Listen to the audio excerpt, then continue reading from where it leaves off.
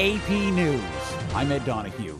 Special counsel Jack Smith is filing a new indictment against former President Donald Trump. It involves attempts to undo the 2020 election and narrows the allegations against Trump following a Supreme Court opinion that gives broad immunity on former presidents. The new indictment removes a section that dealt with Trump's interactions with the Justice Department. The indictment retained the allegations Trump attempted to pressure then Vice President Mike Pence to refuse to certify the electoral vote count. Trump's running mate, J.D. Vance, campaigned today in Michigan with a message for Kamala Harris. The message from this crowd and this state of Michigan is you had your chance, you're failed, and we're not giving you a promotion.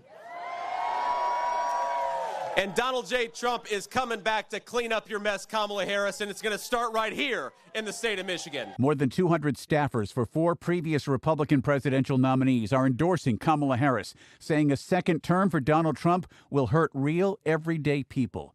For a second day in a row, the central part of the country is feeling the heat. Josh Weiss is at the National Weather Service. We're looking at high temperatures that are going to be approaching 100 degrees in some areas in the vicinity of Chicago, Illinois, and other parts of Illinois through Ohio, with heat indices that may be exceeding 110 degrees in some places as far south as the Tennessee Valley and towards the Gulf Coast. An Indiana zoo cut its hours while the Chicago Zoo gave animals ice treats.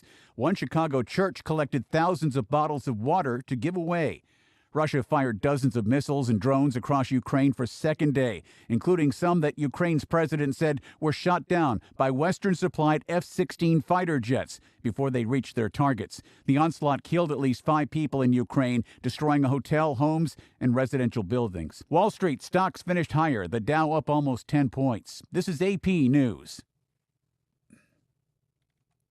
2 workers were killed in an explosion at a Delta maintenance facility near Atlanta Hartsfield Airport. The airline says it's working with authorities to investigate what happened, citing unnamed sources. WSB-TV reports that a tire on a plane exploded early Tuesday morning. The Atlanta Journal-Constitution reports that several Atlanta fire units and police went to the scene at the maintenance hangar near Hartsfield-Jackson Atlanta Airport early this morning. Delta says in a statement that it's heartbroken and it's working with local authorities to investigate what happened at the wheel and brake shop. I'm Shelley Adler. Authorities are investigating the killing of a Colorado dog breeder and are trying to find as many as 10 Doberman puppies missing from his business. The local sheriff says they've not determined a motive for last week's killing of Paul Peavy, but finding the missing puppies could help solve this homicide. I'm Ed Donahue, AP News. Good morning, Marianas. So many things we gotta discuss. Hafa, Adai, Tirow, Army and greetings. Tirow to Guam, Saipan and Tinian. For all your island news. From a beautiful place with Pacific views. It's always so much fun on Good Morning, Marianas.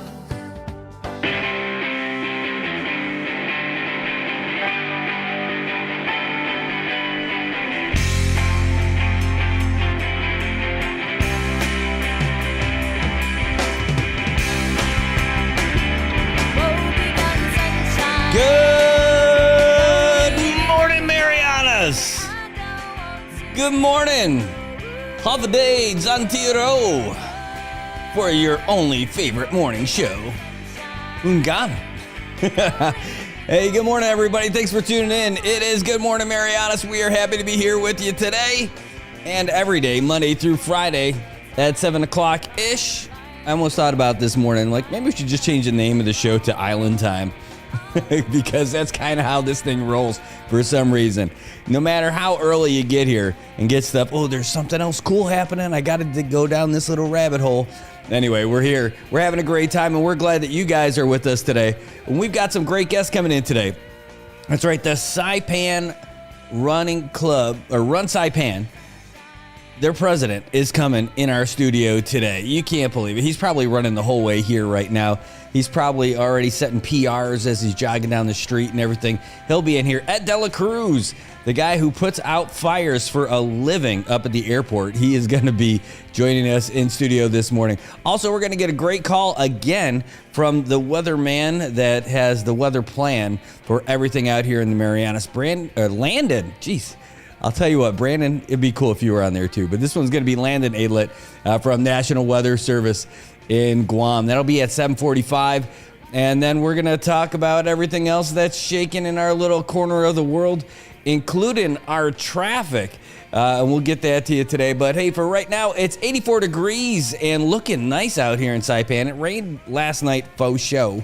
Got a little rain this morning, but 84 degrees now. Humidity's at 84 degrees, or 84% up at the airport. Looking at scattered showers throughout today. Partly sunny skies with a high near 88. Going to be a little breezy. Wind up to 10 to 13 miles per hour. 30% chance of rain. Not too shabby. Not too bad. We'll live with it. It'll be fine. We're going to get a little rain. It'll keep the dust down with all the road construction that's going on out there. And, you know, actually, we have some great updates. They are paving in Garapan. And, man, I'm going to have to show you guys some video of that later today, too. Because thanks to Mariano Iglesias from OPD, Office of Planning and Development, sent us some photos and videos of the good work that they're doing downtown in Garapan. That is great. Hey, man, it is good to see you guys. I missed the beginning of the comments from you, but yeah, I love Buenas Bananas to you too, Toba. Good to see you. Eric, good morning. Good to see you. Thanks for tuning in, and great to see you as well. Michael, all the way from far away, thanks for tuning in to see us. Vincent Raymond, great to see you out there too. Thanks for being here, folks. We have, again, we got a good show lined up for you today. We try to do it every day, but you know, some days we do a little bit better than others, and today I think we're winning. We are like Charlie Sheen style winning, not with all the craziness that he went through. Although, you know, once in a while we get a little crazy. All right. Well, I got you started off with the latest that was coming from the Associated Press. You've already got that 7 o'clock update. We got updates from the AP in the top of every hour, and we just got it there. Sometimes it gets a little bit off. And even though we go off at 9 o'clock, we always get you guys the latest before we get out of here at 9 o'clock, so you know what's happening. Again, you want to stay on top of everything, and we want to keep you rolling with all like the latest news and all that stuff. And, you know, I'll tell you what, getting around out there isn't too bad. Take a look at what traffic's looking like for the Marianas right now. It's really not that bad. If you look at it, hold on, jeez, did I switch over? I did switch over. And you know what I didn't do, though? I didn't give you guys something at least to listen to a little bit. There we go. I've got it all the way over here. All right, so here's what traffic's looking like out here in the Marianas. This is live look right now, and you can tell it's the busiest down there in Susupi. What? Yes, Susupi is the place to be. And the hot spot right now is anyone trying to go north along Beach Road out in front of Joten. That's a tough spot to be. The construction over there is kind of the worst. I know we're all trying to get through it, but if there's a way around it, that's the place you want to go around. Really, it's like Texas Road might be your go-to road to get around all that stuff. I know the feel too. I've lived that life. I've gone there, and I have tried to get around there thinking, I can make it. You know, you can't make it. Just take Texas Road. It's going to save you. Now, that's only going to get you so far. That's only going to get you up by the courthouse. But, hey, that's a good head start. Because at the courthouse, at least there's 2 lanes for a little bit. Then for some unknown reason, it gets down to 1 lane. And then it opens up again. I don't know. It's weird. I can't figure out this construction stuff. I don't know why they do it the way they do it. That's why I do this instead of that construction life. Those guys know how to do it. Apparently, I'm just not that guy. Anyway, that's the toughest spot on the roads this morning. Let's take a look a little bit north. Things looking okay by the AK intersection right now. That's not too bad. It's always a little tough spot, but, you know, it's 7:23 right now, so it's going to get a little rougher a little bit later. Out in front of Napa, though, it looks like there's a little bit of congestion. And, of course, if you are on Chalmonseñor Guerrero and you are trying to go somewhere in life by Middle Road, it's going to be a little rough around this time. Doesn't matter which direction you're going. It's a little rough. A lot of times, the folks who are going east are getting stuck trying to get down to Chalanquiza. That's a school bus drop-off spot, I know.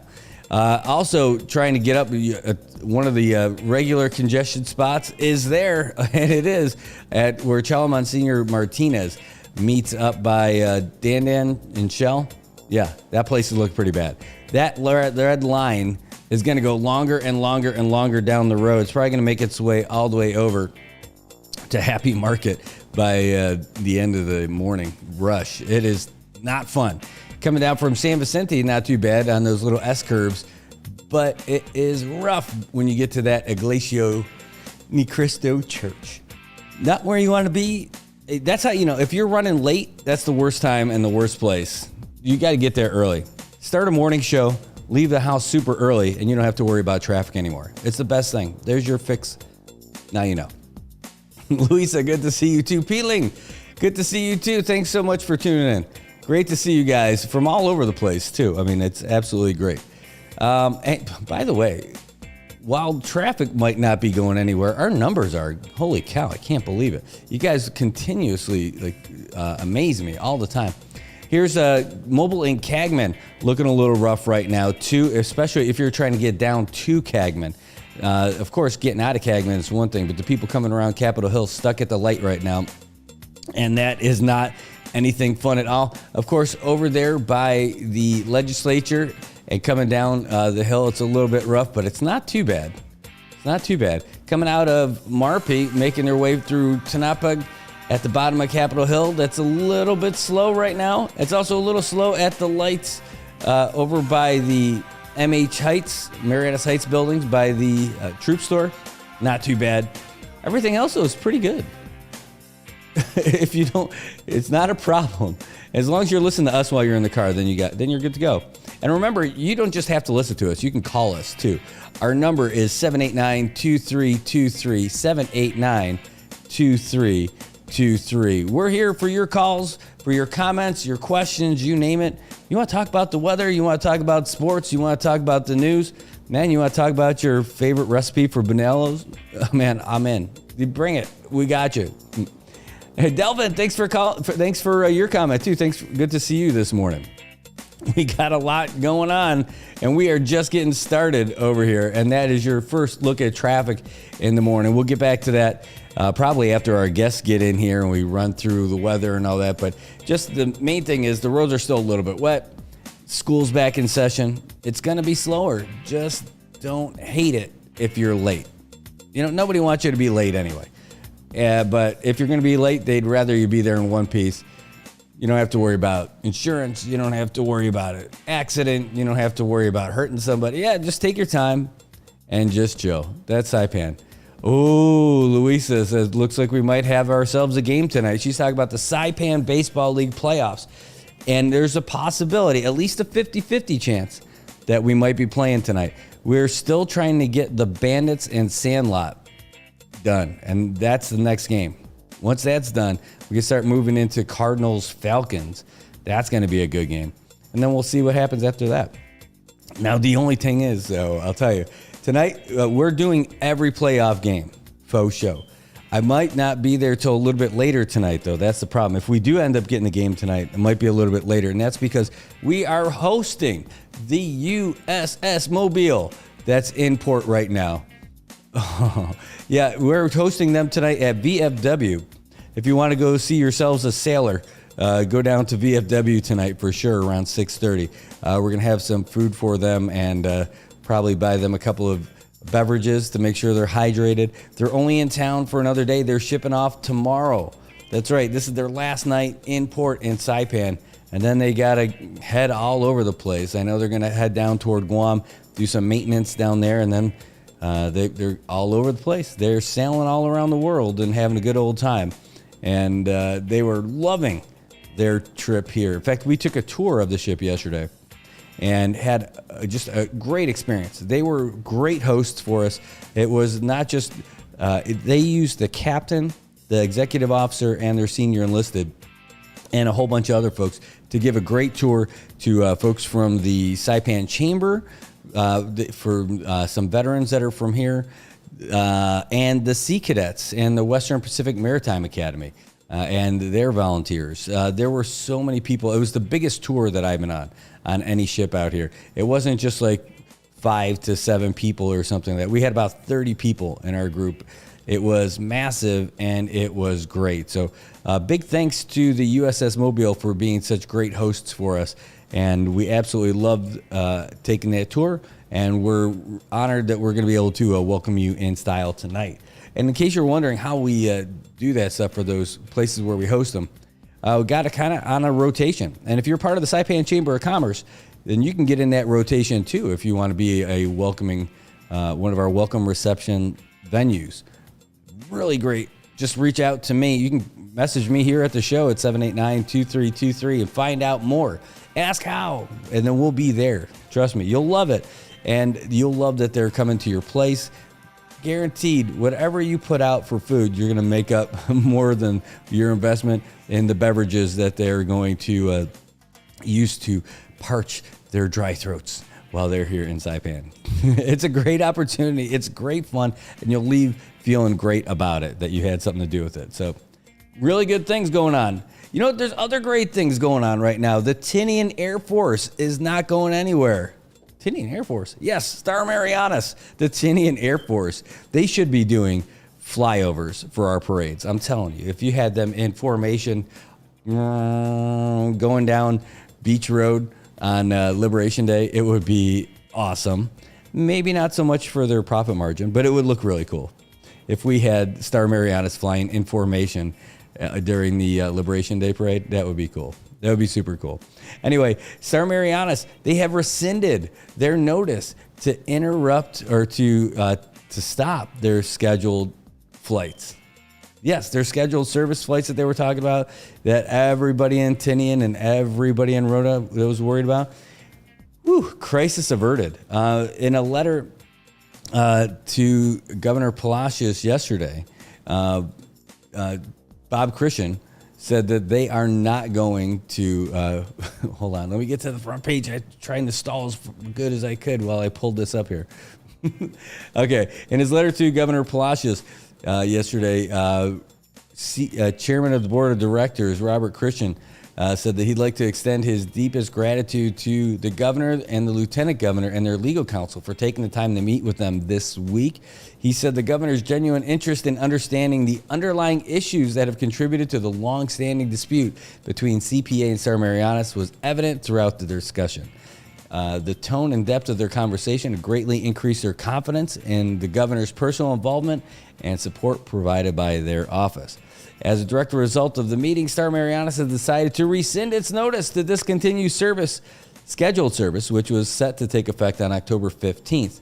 They have attached their letter to the U.S. Department of Transportation, formally documenting this decision for their reference. He says they're optimistic about their future development of the CNMI's economy, particularly as the issues surrounding inter-island transportation become more stable. Star Marianas is also hopeful that a constructive relationship between the CPA and its aeronautical users will be instrumental in attracting more airlines to utilize the airports in the CNMI, thereby expanding the local economy. And he says that for the governor's reference, he's attaching their analysis of the validity of using provisional rate book data for, oh, geez, we got a call coming in on the wrong phone. Hold on, I'm good. Ed, are you calling me for the show? Well, third floor, up in 308. All right, great. So you call me on the other phone, and he's coming upstairs right now.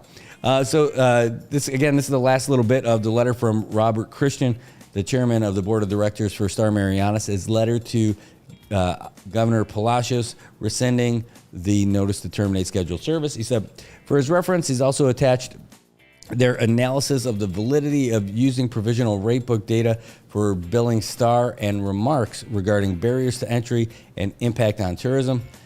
He says they look forward to continuing this collaborative process to achieve the beneficial outcomes that we will share by working together. Thank you once again for your leadership and commitment to resolving these critical issues. We look forward to working closely with you and your team to ensure the continued success and growth of the CNMI. And I feel like after that, he just looked at the camera and gave a big salute and sent that off. So that is great stuff that the folks from Tinian and Rhoda can be happy about on this Wednesday morning. And I'll tell you what, that letter that he said that he was attaching, that's like another 10 pages of stuff. Really.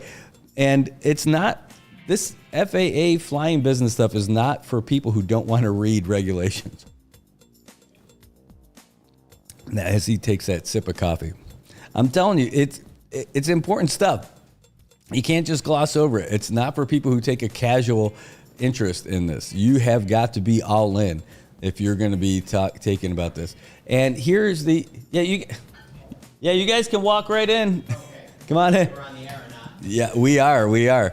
As these guys are about to walk in, here, can you grab that microphone? I only brought one over there for you guys. I'll make sure. I didn't know both of you guys were coming. I didn't know I was going to get this lucky. All right. There's also a press release that came out to go with that. Oh, just sit it right there.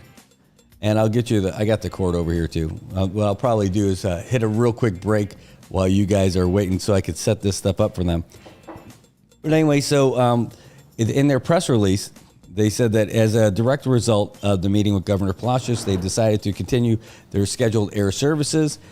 They're optimistic about the future development of the CNMI's economy, particularly as inter-island transportation becomes more stable. They're hopeful that a constructive relationship between the CPA and its aeronautical users will be instrumental in attracting more airlines to utilize airports in the CNMI, thereby expanding the local economy. You just heard that a similar paragraph when we talked about the letter to the governor. But this is coming from Sean Christian. He's the president, director of operations, and teen magazine cover model, teen heartthrob, Sean Christian. And I hope he's laughing while he's flying or driving to the airport listening to that. Anyway, that's good news for folks in Saipan, Tinian, and Rota, which is what STAR stands for, by the way, if you're wondering where that all came from. So, again, this goes back to my theory that once you put people in the room together, they can usually figure stuff out. Trading press releases and statements instead of actually being in the same room and working on that kind of stuff. I mean, that stuff doesn't help. Getting together is what gets this stuff done. And they got it done, and you can't be any happier about that. Good.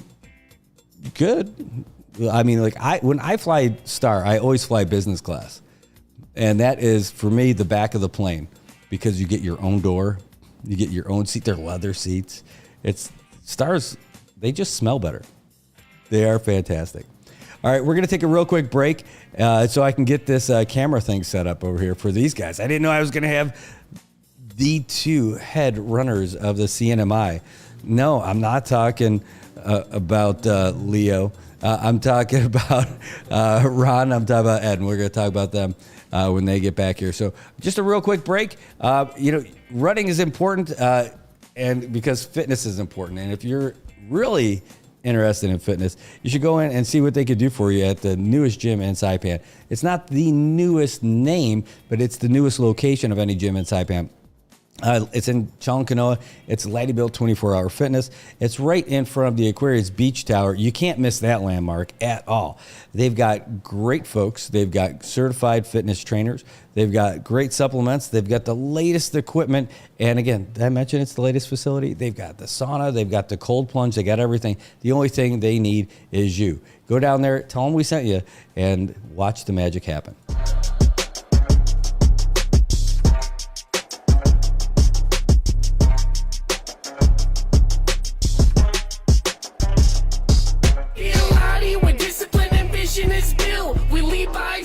Persistence of build, be the inspiration, they witness approve. We do what we do by the rules in the book. We be a Lottie where discipline and vision is built. We lead by example, persistence of build, be the inspiration, they witness approve. We do what we do by the rules in the book.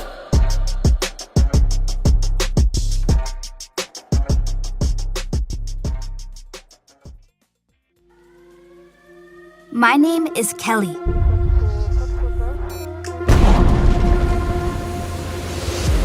I've never been good at giving up. And that's okay, because I have big plans. This might sound crazy right now, but someday, I will be the captain of my own ship. It's the captain.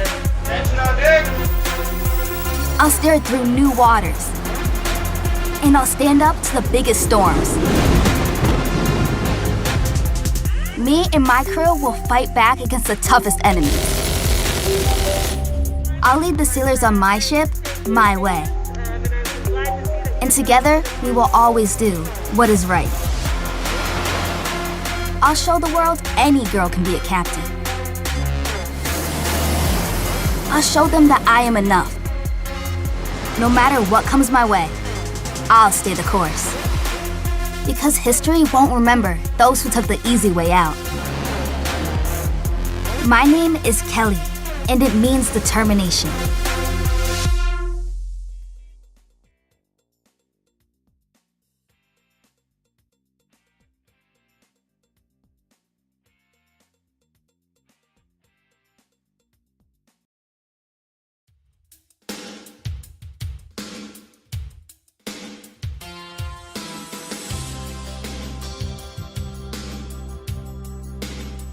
All right, welcome back, Marianas. We have got a special treat that we were not expecting. We got a twofer, and now I got to message somebody really quick. Hold on.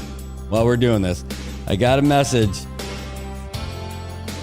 Landon, that we're going to go a little bit later. Hold on 1 second. While you guys are waiting, it's just too good because I know we got both of these guys in here today. Can we push to 8:15? All right, there we go. Well, hopefully he's going to say yes and no problem. But in the meantime, listen to we're actually listening to Roxette. They can't hear it, but that's it. It's a lovely song for a couple of lovely guys who are in studio with us right now. It Must Have Been Love is the song that's playing. I absolutely love it. And I couldn't be more in love with these two guys who are joining us in studio today. We have Dr. Ron Snyder and Ed Dela Cruz, his young son, looking here in studio with us today. Thanks so much, you guys, for joining us and tell us all kinds of cool things about what's happening in our running future. And remember to get pretty close to these microphones because they're pretty fancy. And it's okay if you guys are holding hands. It's just fine. It's my son, of course. Yeah. Hey, so thanks for joining us in studio today. Thank you. So I know that you could just come down here just to hang out and all that stuff, but you guys got some cool stuff to tell us about. Yeah, sure. Well, Ron can. Okay, I'll kick it off. Yeah. So right now, this Saturday, we have our 3rd annual half marathon. It used to be on the holiday for December, but there's just so many events happening in December that we decided to push it to Labor Day weekend. So at least the runners have that 3-day weekend to recover once it's done. So yeah, we have our half marathon and 5K coming up this Saturday. Nice. And I'm signed up for it for sure. Not the half though. 5K is my half marathon right now. That's not sexy, but I'm going to do it. So tell us about it, like the course and everything, and how the whole process is going. Yeah, we started the idea, this is our 3rd annual, but we've started the idea with a point-to-point half marathon, but the road construction, as you get to see it with the outside camera, was prohibited us from doing that. So last year we moved it from the hotel that formerly known as Hyatt. I'm going to go with that from now on. Yeah, up north to about Marianas Resort as an out and back course. So that's the half marathon course.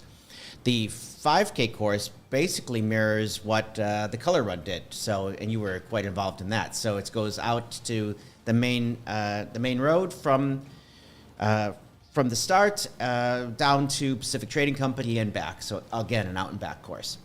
Nice. Yep. Sounds great, and there's a lot of planning that goes into this. It's not just, hey, we're going to do a run, show up, but we got the best run guys. So tell us about like some of that planning and who's out there helping you guys. You'd be pretty surprised, since we do this monthly for the past 3 years, how fast we can get resources out the door when our logo comes up. So as usual, a big shout out and big Dankulu na Jesus Masi. Thank you towards our government partners for this. We've got the seat of my legislature supporting us this year by bringing out tents and tables for the stations. We'd like to thank Aqua Resort right now for continuing to be an aid station for us out there. We've got DPS, we've got Commissioner Marianas and full support from the police department, emergency medical services. Shout out to Commissioner Poole. We got them on standby right now for helping us out. Shout out to the Saipan Water Company for providing the water this year. Thank you, Brad, for also that. And Dr. Ron for getting this together. So we've got a bunch of support going through. Basically, it's a rerun of the past 2 years. We just basically asked the stakeholders and the sponsors right after the marathon's done, are you guys willing to support the following year? And that gets rid of the paperwork and red tape. So next year, I just come knocking on their door about 2 weeks out. Hey, you agreed last year and committed 1 year out already. It's time to rock and roll. And it's been going well so far for this. Yeah, last year we had a banquet as well, and actually people are pretty busy on the weekends. So I think we only had about half to 2/3 of the actual participants showing up for the banquet. So this year we're doing it right afterwards. Shirley's Catering will be providing a carb-heavy breakfast for us. So when you finish the race, you can grab your breakfast bento and then head off to the tents, listen to the band, because there will be a band at the finish line. Get out. Yeah, no, best finish ever. Yes, definitely. Best finish ever. So we're doing something a little different from what all the previous marathons have done. I believe Mr. Robin Sapong, our Secretary General for Northern Mountain Athletics, said that they used to serve pancakes at some races at the breakfast, or they do a lunch that day, but this time we're breaking that pattern. We're going straight for breakfast. As soon as the runners complete their half marathon or 5K, it's not going to be bananas and oranges waiting for them at the finish line. It's going to be Charlie's fried rice, pancakes, and stacks of bacon and eggs getting ready to go. So we're doing something completely different this year, and we're really excited to see that happen when they run through that finish line. We're giving an all-out breakfast smorgasbord for the runners when they get that finish line, and a live band entertainment, as Dr. Ron said. This is the best thing ever. I'm telling you. So this is going to be a real event. I got to send you a video. I know I messaged you the other day. We were talking about it. A little bit about some of the feedback that we've gotten. You know, it's sometimes it's constructive, sometimes it's like, come on. But the stuff that you're doing is addressing all of this by making this not just some local race. You're making this an event, like something that people really want to do, something that people are going to talk about, and something that people are getting excited about. I'm getting excited about it right now. I want to go get some pancakes. Yeah, get your appetite ready, because you guys, the 5K runners, get to eat just as much as the half marathon runners. There's no discrimination with their breakfast platter when they come through that finish line. Well, I've been carb loading for about 4 years for this race, and I am looking forward to getting down there. Yeah. Well, actually, I have to thank Shirley's for this too, because we have an alteration to their typical menu, and they allowed us to go really carb heavy. So we not only have the fried rice, but we also have the pancakes, and that's in the same breakfast bento, which is not a typical breakfast for them. No, they were very confused when I asked them, can we take out the sausage and put fried rice? And they're like, but we already have pancakes on it. You don't understand. They're running 13 miles. We need the pancakes with the fried rice. They're like, okay. And I'm they made it happen. So does the size of your plate equate to the size of the run that you're doing? No, it's same. We're not discriminating between distance and runners. You're just going to get the same platter as the 13 milers. This is my kind of race right here. So I took my school team out for a breakfast after practice last weekend, and a lot of the high school were missing because they had the SATs. So we took 3 sets of pancakes and wrote SAT and syrup on and took a picture for them.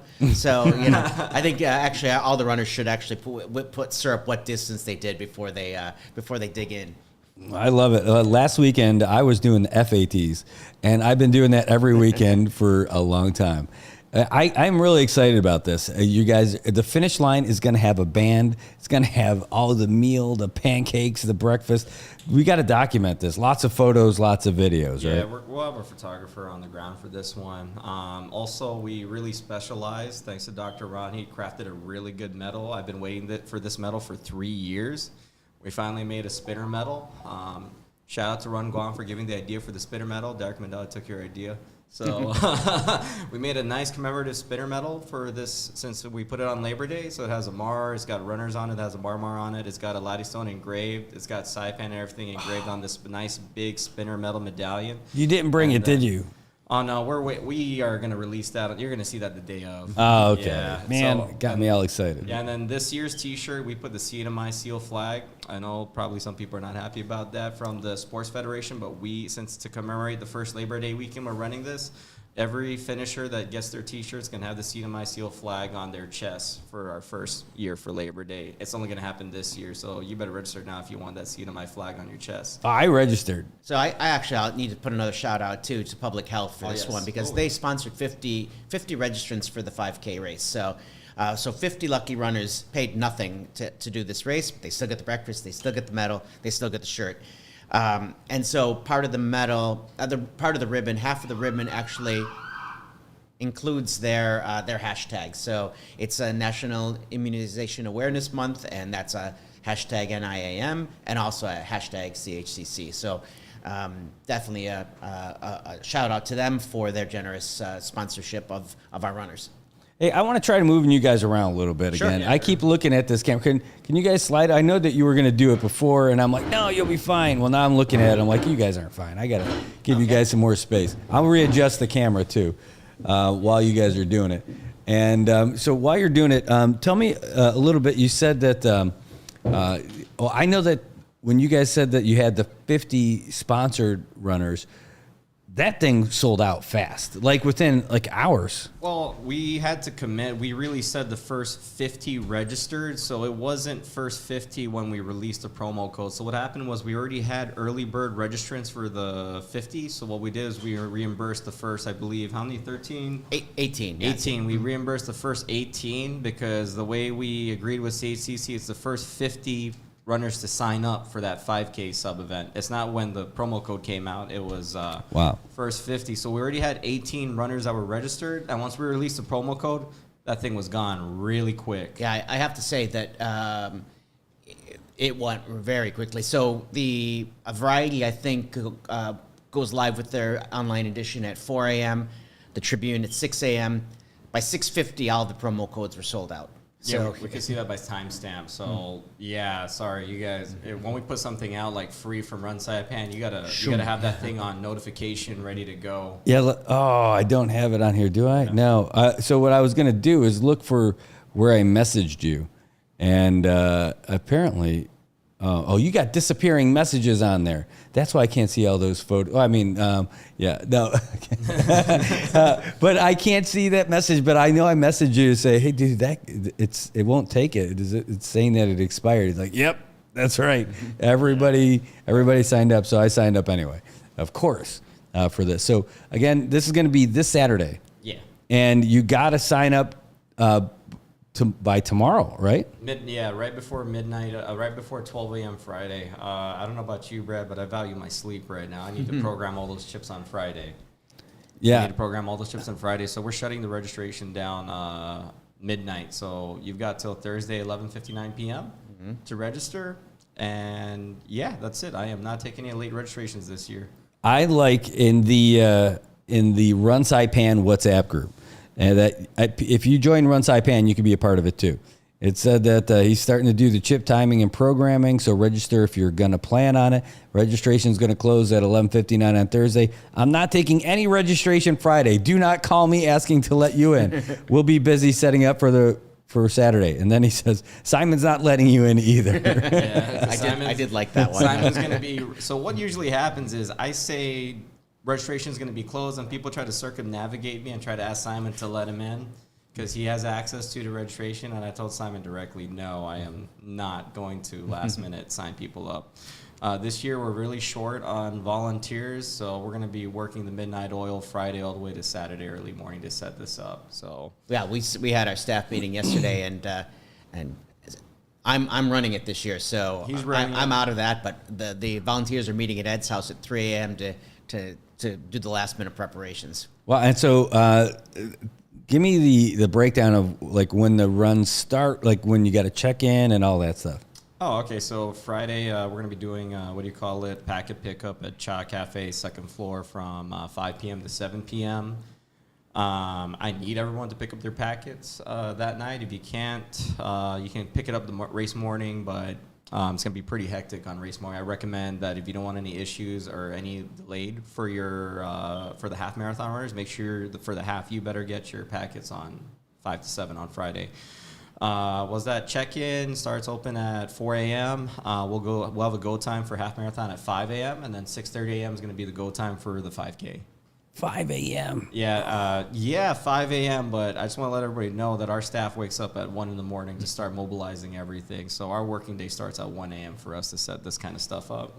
It's going to be a long time before I end up doing a half marathon. I would love for it to be in the spring, but I got a lot of work to do before I get there. But one of the things I remembered when I would do all that stuff is I loved early start times. And like really early start times. You're the one who got me to do the Guam half. Yes. Right, the UGM.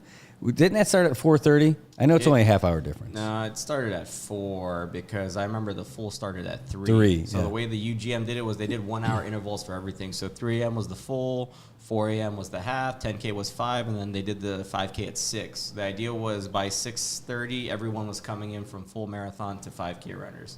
That was pretty cool. And it's a wild insane. finish. Yeah, there was like thousands of people running that finish line, and they timed it well. 3 a.m. for a full marathon, your average runners were coming in at 7 to 8. Highway for Marine Corps Drive was back open 10 a.m. sharp. That was some impressive planning from their part. Now, we had how many people do you have registered for this one already? Currently, we've got, 121? Yesterday it was at 127, so I'm not sure where it is right now. So yeah, I think we're going to be hitting the 150 to 160 mark by the time we shut down the registration. Is this the full thing or just a half? No, this is the full thing. Right now, majority obviously is the 5K registration. We've got about 40-some half runners. We're close to meeting our numbers last year. Last year we had 60 half runners. I'm sure that the rest of the registrations coming in will be 5Ks at this point. yeah, we have 45 half runners. 45 I'm half pretty happy with that, actually. Yeah, we're pretty happy with that. They'll be pretty spread out on the course. DPS will not have a hectic morning with that many runners out all the way up to Wing Beach. Nice. Oh man, yeah. Now, how about the you got all those runners coming in, and it's going to be terrific. You've got a lot of you got great medals. You've got a great feast afterwards. What time do you think everybody's going to be done and off the roads? Oh, so very sure. As long as the 5K is done, we know that the half marathon is going to be split apart. Our road cleanup, our road sweeping crew should start picking up the cones around 7:30, 7:45. But we're talking about from like Wing Beach, so everything should be off by 8:30. That's awesome. That is absolutely awesome. Well, we're looking forward to doing it.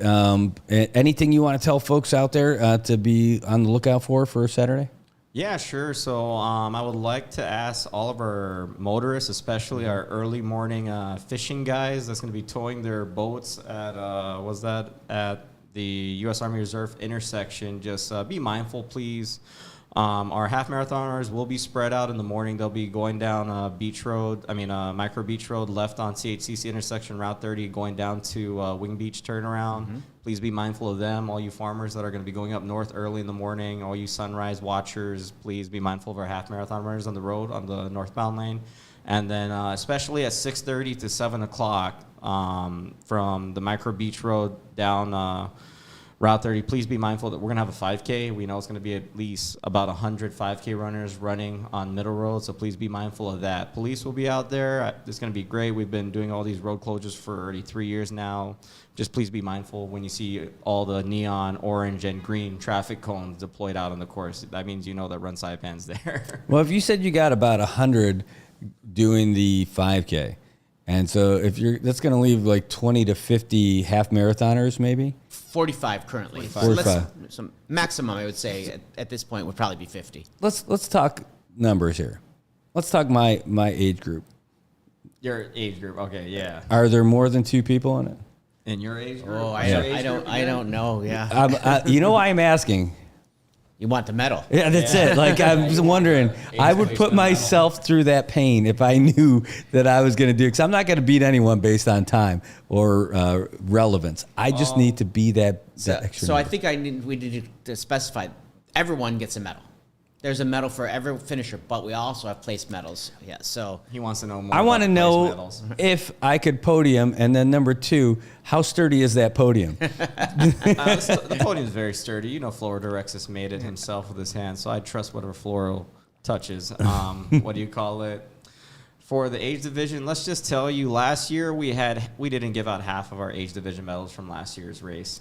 Well, so that's going to tell you. I'm talking about for me. We got to look at this. What's your age division, Brad?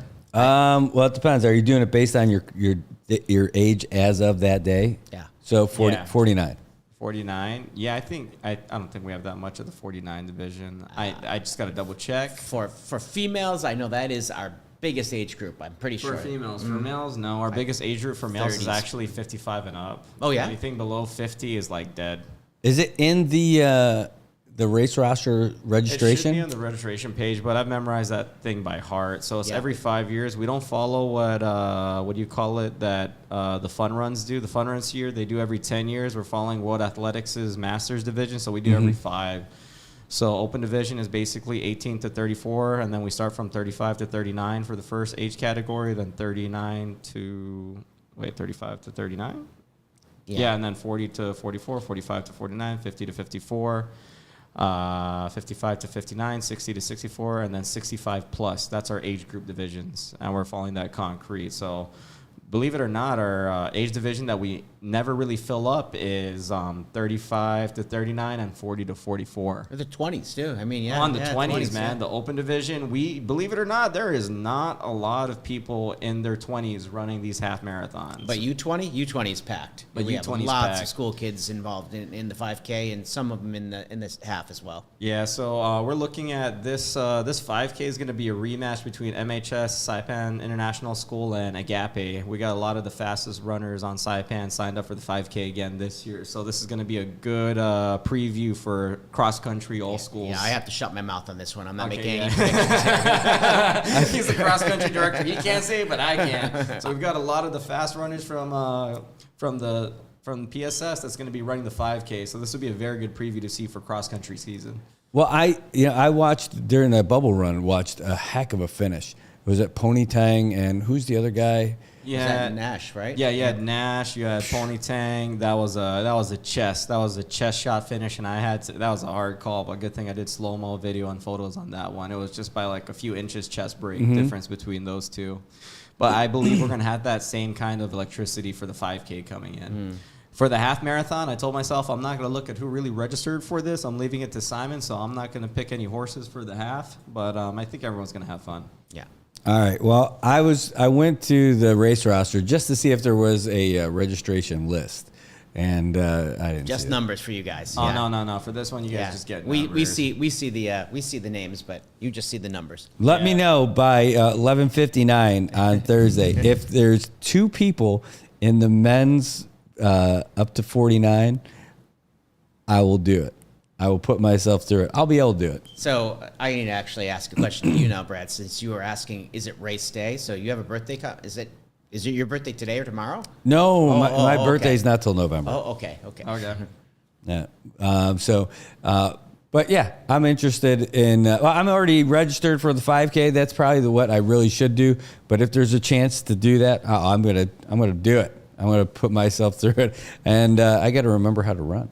That's going to be important. Well, the place medals are also very cool. They feature our new logo, kind of, sort of. So we have a new Plumeria-based logo that's going to be debuted for our 2025 membership, and actually membership opens for 2025 at the half marathon. So that'll be out there too.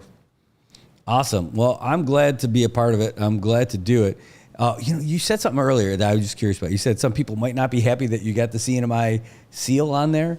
Well, what I was told was that flag's supposed to be put on the shirts if it's representing national teams. I see Japan stamping it on all their shirts as merchandise for tourists. I said, why can't we do the same thing for our Saipan shirts? Absolutely. Do you think that the American flag only goes for the Olympic national team? No, it does not. For me, me and Dr. Ron likes creating apparel that shows where you're from, because we know our runners like to run internationally, like myself and Dr. Ron. He runs all the time in the States. He does the majority of his races out in America. All the clothes he wears, you can tell by either the name or the flag or whatever that you're from Saipan. So that's something we like to add into our apparel line to make sure that when you get out of Saipan, people can identify that you're from the CNMI. Absolutely. And I'll tell you what, that's one of the reasons why it's like the Hyatt Resort Saipan, even though it's not Hyatt, but like Crown Resort Saipan. The surf rider Saipan. It was Bubba Gump Saipan. Like everything is Saipan to brand that location to make it unique. So you're doing the absolute right thing by doing that stuff. And I approve of this message. Yeah, great. Thank you. Thank you. So now you can keep going and have a little confidence in it. No, I know you guys are doing a great job. I'm absolutely over the moon with the job that you do for the races. That's why we got you to do the timing for that event that we had, like 1,500 plus actual registered plus however many just went along for the ride. Yeah, and that was via hand timing, man. That was God and country we gave you that day. Our staff was like, we actually did it. And I said, yes, we actually did it. That's awesome. Now, I know you run Saipan, and I know you probably get queries all the time, but have any designs that doing any races anywhere else? What do you mean by anywhere else? You Like mean Tinian, Rhoda? Pitch it out there. We've talked about it. Yeah, we pitched it out there. We pitched it out to MVA if they ever wanted to partner with doing off-island races with us. Still haven't gotten a response back for that because they're already running their own Rhoda Marathon and the Pico Hot Pepper was that festival 5K that they did. Mm-hmm. We do have plans. We do want to go out and reach out to the islands. That's just going to take a little bit more resources and money, and that will definitely need government support for that one. So Ed's dream, and I'm gonna put it up there because he's being very diplomatic and closed-lipped about this one. But Ed's dream is to have a run the Marianas, where we start a 5K in Guam, Tinian, Rhoda, Saipan, and my dream to add on to that the Northern Islands at the exact same time, and then so we run throughout the Marianas on the same exact start time. Oh, wow, that'd be awesome. Well, Saipan's already on the table, and Run Guam agreed to run the 5K in Guam. The only thing is we need people to run it at Rhoda and Tinian. And Pagan. And Pagan. Dr. Ron already enthusiastically volunteered for the Pagan one. We're going to need really strong IT&E support for that one. But that is a dream. It's still in a work in progress because we need to get people involved at Tinian and Rhoda to be able to run this big of an event. Tell you how to do it. Free advice that everybody likes, unsolicited advice. Call the mayors? Yeah.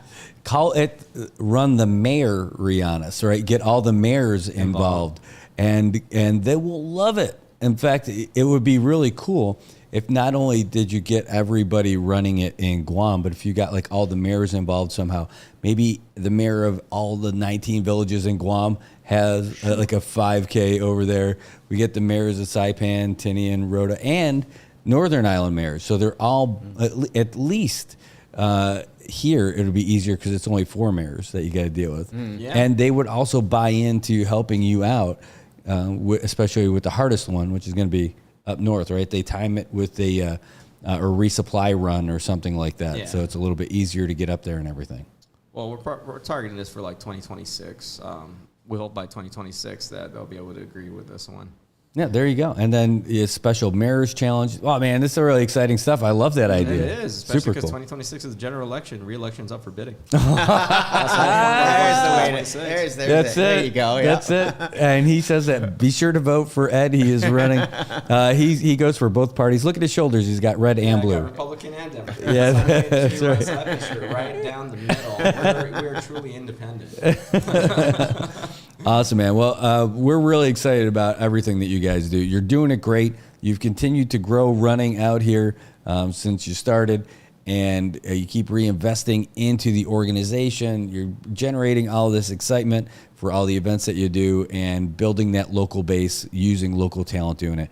And hats off to you, man. You guys are doing it the right way. Thank you. Thanks. I was going to do a few shout-outs. Yeah, absolutely. Yeah, so I just forgot. Yeah, shout-out to IT&E for always helping us out for our timing system. Thank you for the wireless network. Shout-out to MVA and Northern Mass Athletics for always loading out the traffic cones. Safety is everything for runners. And shout-out to you, Brad. Thank you for having us on the air. Thank you so much for you and your radio companies. News company for giving us this chance to voice it out. And yeah, reminder, we're shutting this down 11:59 p.m. Thursday. Do not call me, please. So your chance to go out there and get some fitness in, and experience something great, like a really great event. You get to the finish line, there's going to be a band, there's going to be the full buffet for breakfast, and it doesn't matter if you do the 5K or you do the half marathon, you still get that full breakfast experience. It's Run Saipan. It's taking place this Saturday. You got to register by tomorrow at midnight, period. That's not tonight at midnight. Don't worry. It's Thursday night at 11:59 p.m. That's the deadline to register. How much is it? What's the price again?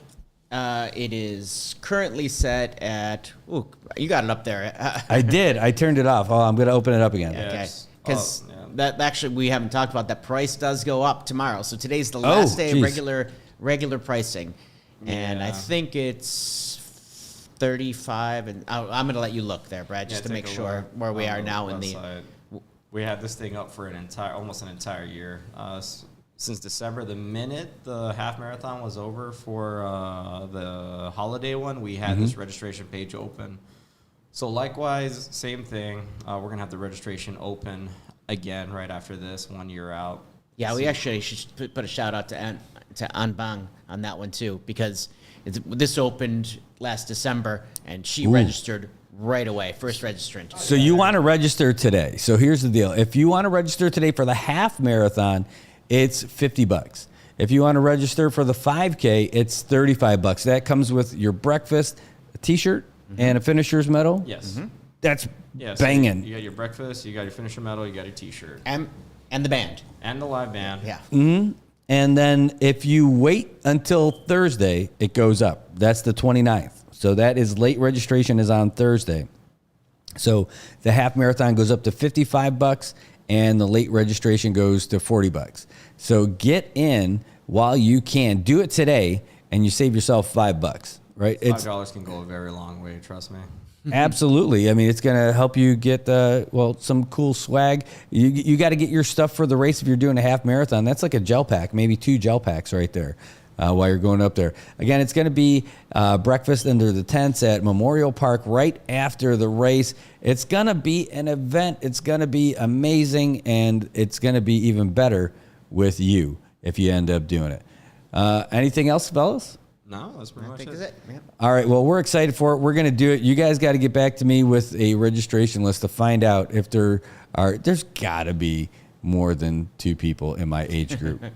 I mean, I'm secretly, quietly hoping there are so that I don't have to do it. But I would do it. If I'm going to get that in there, that's going to be a little pain. There's little always punishment. way more female registrants than male registrants for running anyway, so I think you should have a very good chance that I think there's only 3 people in your age group. Yeah, but there's 3 people in my age group. All right. Well, you hosted us though, so we'll let you in on the numbers. All right, and let me know also when you guys start doing weight classes. I think that's got to count for something. Like you are doing like I am. Don't charge me for 2 fit runners, but I'm carrying about the same amount of weight as 2 of those real fit runners. We'll get them off there on that one. So Yeah, we'll okay. come off on that one. 125 participants right now. All right. Well, he's trying to figure it out for you. So Yeah, I'm going right now. Nice. All right. Well, do you guys want to do that on air or do you want to do it off? Oh, no, we'll do that off air. All right, cool. People are going to start calling me, do I have a chance to move up to the half marathon? Yes. And you don't. You believe it or not, last year I had so many calls the day before asking how many was in their age division, and people were moving up. That was more money for us, by the way, so yeah, I did it. But Nice. I'm not dealing with that one this year.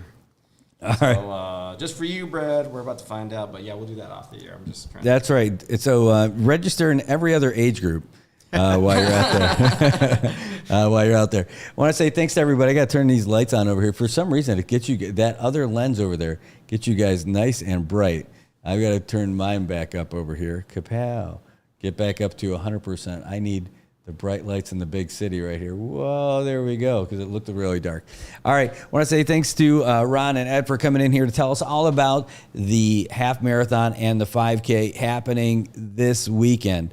And your deadline to register is midnight Thursday, 11:59 p.m. Thursday night. If you want to get that early bird discount, today's the last day to do it. Tomorrow you're going to have to pay an extra $5. The race includes your T-shirt, your finisher's medal, and an awesome buffet at the end. And there's a band. There is going to be a band playing music for you at the finish line. It's going to be an event. It's going to be great, and it's going to be this Saturday. Don't miss out. You can't register on Friday. You can't register on Saturday morning. It is not like one of those kind of events where you can just slug on in there at the last minute. You can't do it. All right. We'll take a real quick break. When we come back, we're going to have Brandon Aylett from the National Weather Service on the phone with us. And we're going to hear about the weather that these guys are going to have to deal with over the weekend. So stick around. We'll be right back, and that's pretty accurate. All right, we're going to send you guys away with a little something from someone who sponsors our show, sponsors everything that we do, and sponsors this run. The good folks over at IT&E. When you're wondering, where am I going to get this connection? What can I do? Ask Blue.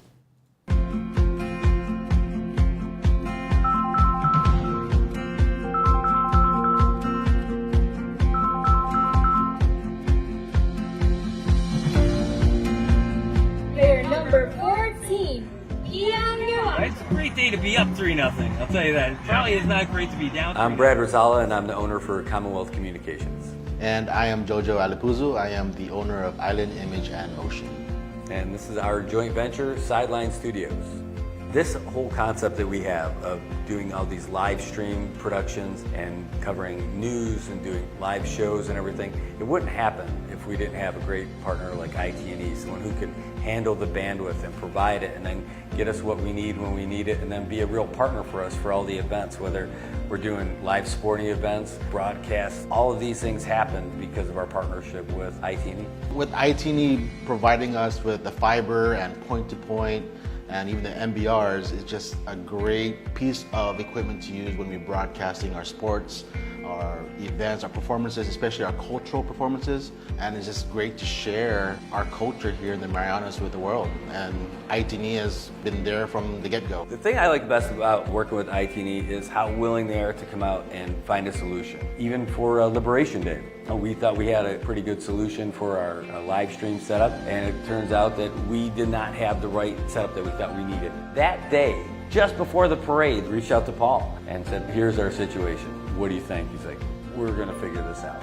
While he's sitting there barbecuing, getting ready for the parade to start, he starts burning up the phone lines, calling everybody in IT&E, what can we do, what's the right solution? They left their families to do this stuff and get us the equipment that we needed to broadcast live. That's over and above. That's on a holiday. That's when he was out there spending time with his family. That's why IT&E is just the best, just really in touch with the people and the community. I recommend IT&E to everybody. Tell them the options are there, and you can choose whoever you want and then figure out what you think is the best. But when you're ready, when you're tired of having your calls disconnected or not having service, then you reach out to the guys from IT&E.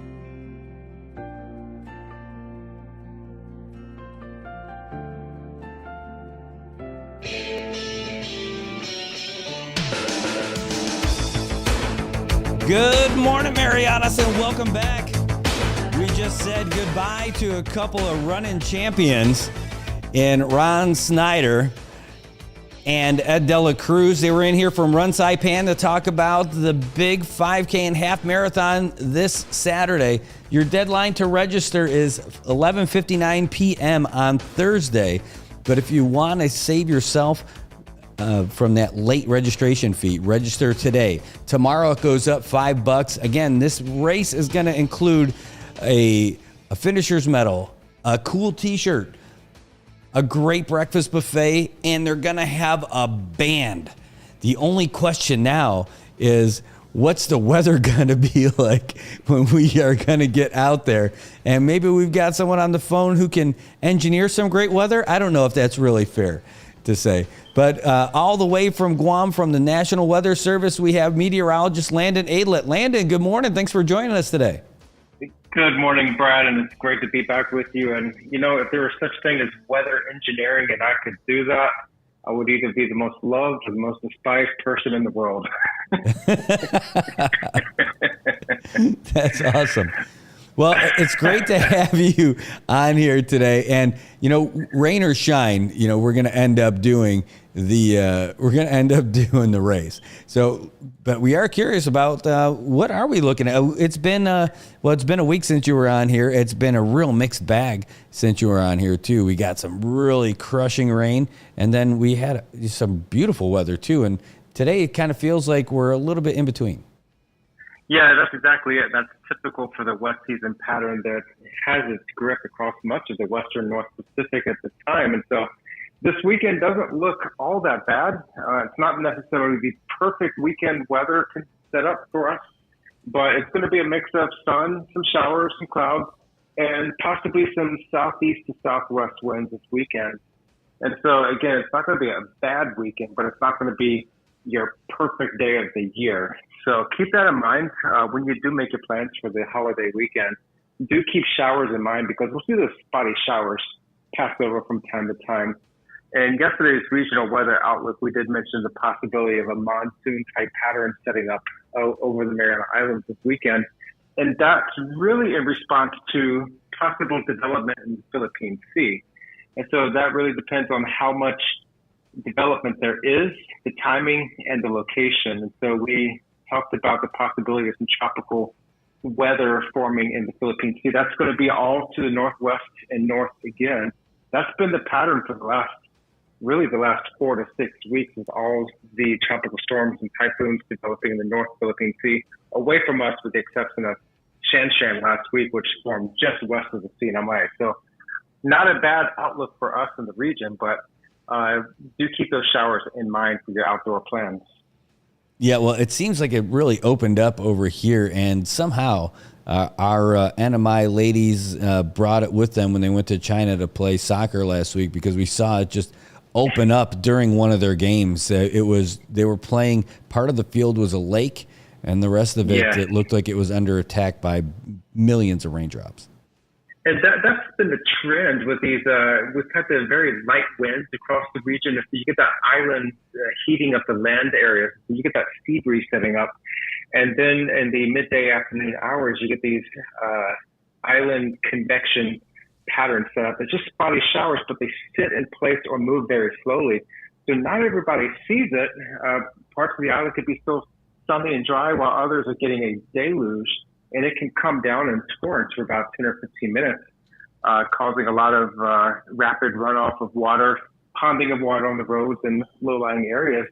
And then it moves on by, and then it starts drying up and it drains.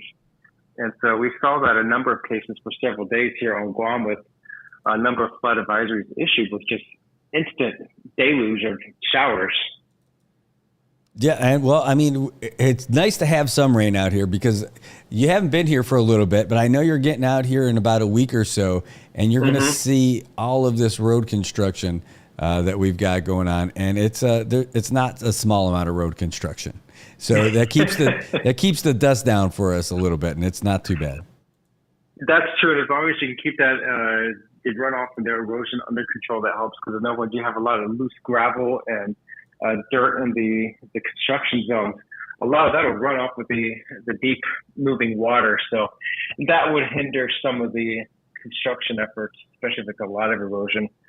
Fortunately, it looks like the trade winds are coming back into play right now. So any kind of showers that do form over the island, they will be quickly pushed offshore and to the west. And so that's the advantage of having the trade wind. It's still pretty light across the region, but we're going to see this trade start building in today and for the next several days. At the bigger picture, we do have a broad, weak circulation passing through Chuuk and Yap states. That's going to slip south of Guam in the next couple of days, and then start heading northwestern to the Philippine Sea. That's going to keep us in a little bit more of a showery, wetter pattern for the weekend, and then how that evolves into the North Philippine Sea, that'll have implications for Sunday and Monday, Labor Day festivities. So we'll be watching that closely. Check the latest forecast at weather.gov/GUM for the latest forecasting conditions. Well, we will. It's we check it every single day. You're literally, well, we're on forecast. I'm on the forecast.weather.gov, and just for our little corner of the world, look, we already hit our high right now. It says we're at 88 degrees up at the airport, and that's what we're looking for today, a high near 88. We hit it. Yep, and you'll probably be hovering right there. You might probably get another degree or two unless some clouds come up over the island, which it looks like there's a few more clouds up in Saipan than there are in Guam at this time. So that'll keep you a little bit more moderated versus the blaring sun from a scorching day. Well, yeah, we're not complaining about it at all. It looks like it definitely looks like the photos. In fact, here, let me share this so if people can see what I'm looking at on this website. The photos are nice. Sometimes they give us a nice little idea of what we're going to be looking at. And the one that we're looking at now, it looks just so much of that. It's not a maybe rain. Those are some really accurate looking. I like the dark clouds rain, and I got the daytime rain. That's what it looks like we got coming our way. Yeah, that's going to come and go. So have that umbrella handy, but also your sunglasses nearby too, because it's just going to be a flip-flop. And that is so typical of the wet season in this region, with when you're without a major weather feature that'll just keep it dumping for hours on end. So it won't be a widespread rain event, but spotty in nature. Well, we've got a lot of things happening this weekend, and we're looking forward. In fact, tomorrow is the resumption of our street market. I don't know if you've been out here to ever see the actual street market when it was in downtown Garapan, but they're going to break it back out now that we've got like a new roadway and everything ready to unveil. And man, it's a real community thing. When are you coming back out here again? I will be back on September 8th I'll be heading to Rhoda first, and then I'll be up in Saipan around, I think it's going to be, when is it going to be? I think it's going to be Wednesday, September 11th. I'll be in Saipan coming up from Tinian. But I am excited to hear that news about the street market because way back in my early years, that's where it used to be. And I think it was my first trip in September 2010 was the first time I saw the street market up there. And then it since was moved farther down the street. So I'm excited to see it back in Garapan. It's going to bring back memories of my early years in the region. Yeah, me too. I can't wait. It certainly felt like, again, a big event, and that's what we're looking for. And it's always great to see the foot traffic, the pedestrians, and people just walking all over Garapan. I think it's going to really help the Garapan area and bring it back to thriving. Yeah, and, we've got, speaking of big events, we've got your big event coming up soon in about a month now. I've got it here, the Tower of Humanity. You've got another one. You just did the Empire State Building, and now you've got something even bigger. Yeah, that's exactly it. That's going to be the Taipei 101. I was just meeting with the Taipei Economic and Cultural Office here on Guam yesterday, and also been in touch with Be Heartfelt, the food charity, to line up some final plans. And so we're going to put out the official press release for this event. We're aiming for next Tuesday, September 3rd, to really broadcast this event, all the details, the dates, and the specifics on the food drive and the Construction Guam, the second annual Construction competition here on Guam. And so we want to get as many organizations and people in the community involved in this food drive effort, but then also the competition, the canned food construction competition. And so this is all for a great cause to feed hungry kids on Guam. And perhaps this charity can expand to include the Sinamai and Saipan maybe in another year or two. We're looking to bolster their efforts in collection to really support kids in need that can't have their meals on the weekends when they're out of school. And so the need is there, not just on Guam, but also in the Sinamai. We want to really reach out to as many kids as possible to provide those meals on weekends for them. And so a lot of great details coming out in our press release next Tuesday. And then we hope to get maximum community engagement with businesses, agencies, offices, and as many people in the community through the food drive effort, but also the volunteer effort to help put this tower together. And so it's going to be a lot of exciting stuff coming at the Ganya Shopping Center October 1 through 13th next month. Oh, through the 13th. So talk to me. This is going to be, because it's so big, it's going to take a lot longer to build, right? We are hoping, we're planning to build on October 1 through 9th. And I think if we can have a good number of volunteers like we did with this recent Empire State Building, we can hopefully get it to completion around October 7th or 8th at the latest. And then we'll take a day or two off and then focus our efforts on the construction competition work that will take place on October 11th or 13th. And so the organizations that will be forming teams, they'll collect canned goods through the month of September, and then they'll drop off their supplies, set up their building stations at the Ganya Shopping Center on October 11th. And then it's going to be all-day building on Saturday, October 12th. So that's going to be a very exciting day full of energy and chaos at the Ganya Shopping Center. So if you're in the area, please come by on the 12th. And then 13th will be the judging. That's where we're going to have a panel of judges going through, looking at all the construction, all the creativity in the Ganya Shopping Center, and they'll be judging and awarding prizes based on several metrics. So we're going to try to get the governor's office involved too for a Governor's Choice Award for the winning group as well. And that's going to be all on the 13th. We're going to get social media involved, and hopefully we'll have a public favorite so that the team with the most votes will also get an award. Wow, that's outstanding.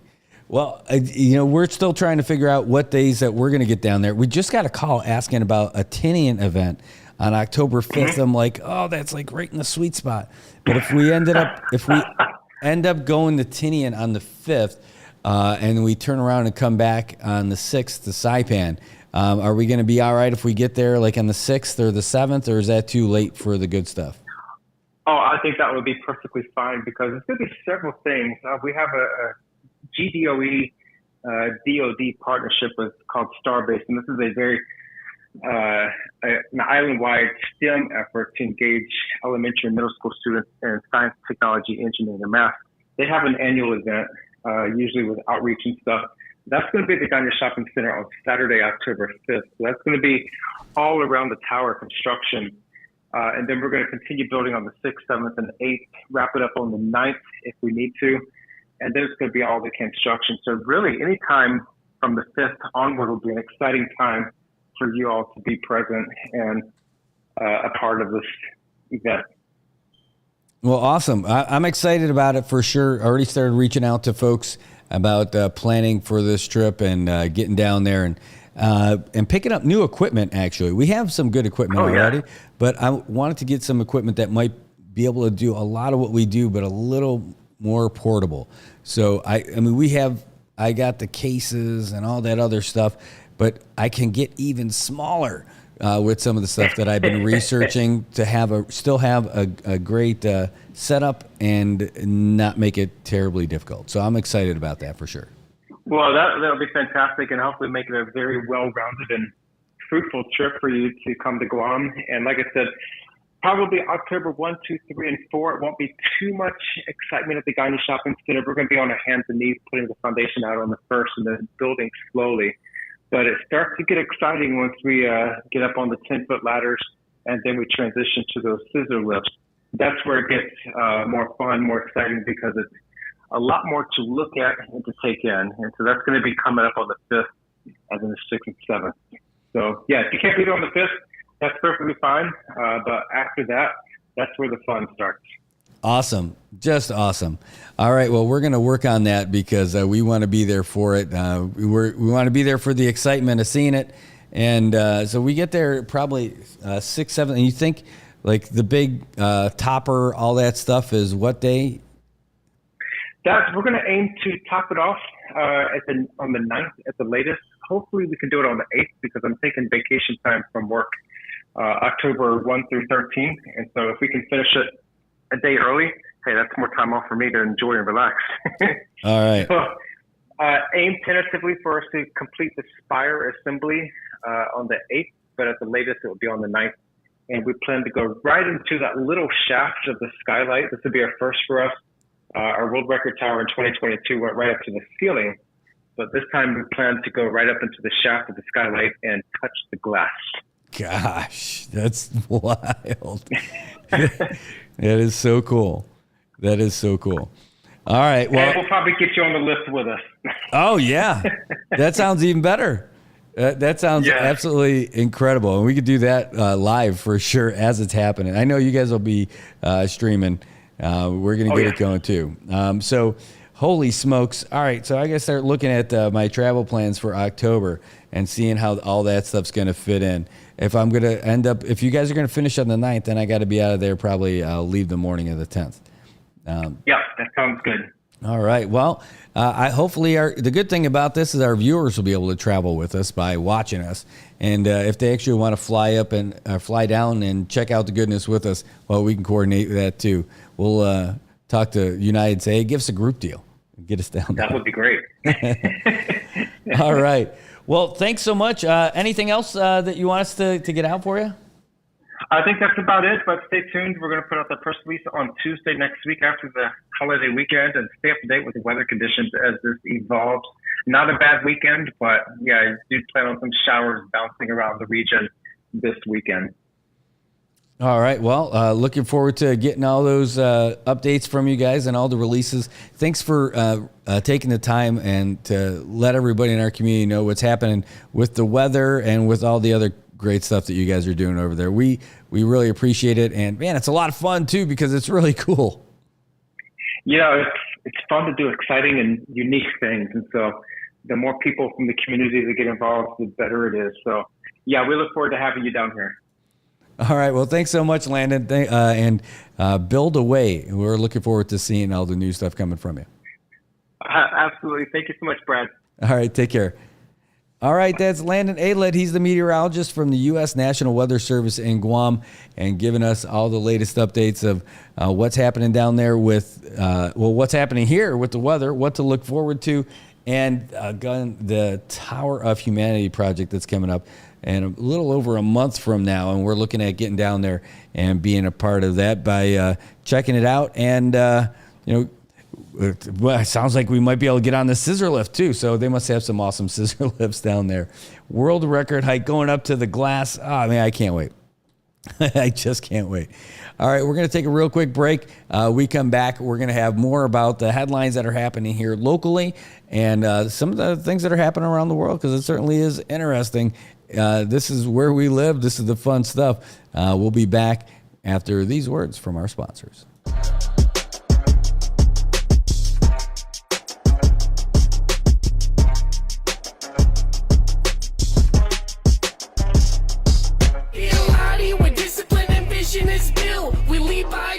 Persistence of build, be the inspiration, they witness approve. We do what we do by the rules in the book. We be a lottie where discipline and vision is built. We lead by example, persistence of build, be the inspiration, they witness approve. We do what we do by the rules in the book.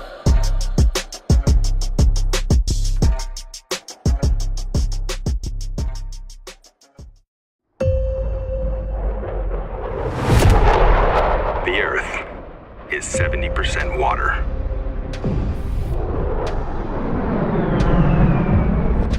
And 30% land.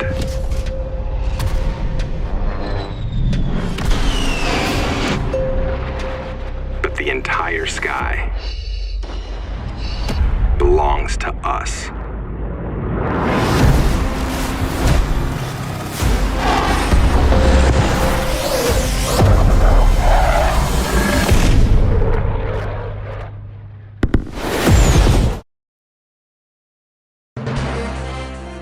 AP News, I'm Ben Thomas. Special counsel Jack Smith has filed a new indictment against Donald Trump over his efforts to undo the 2020 presidential election. Sagar Meghani has the latest. The indictment keeps the same criminal charges against Trump, but narrows the allegations against him, removing references to Trump's interactions with the Justice Department. The Supreme Court said last month that Trump is entitled to immunity for that conduct. Still, the indictment keeps the allegations that Trump tried to pressure then Vice President Mike Pence to refuse to certify the electoral vote count.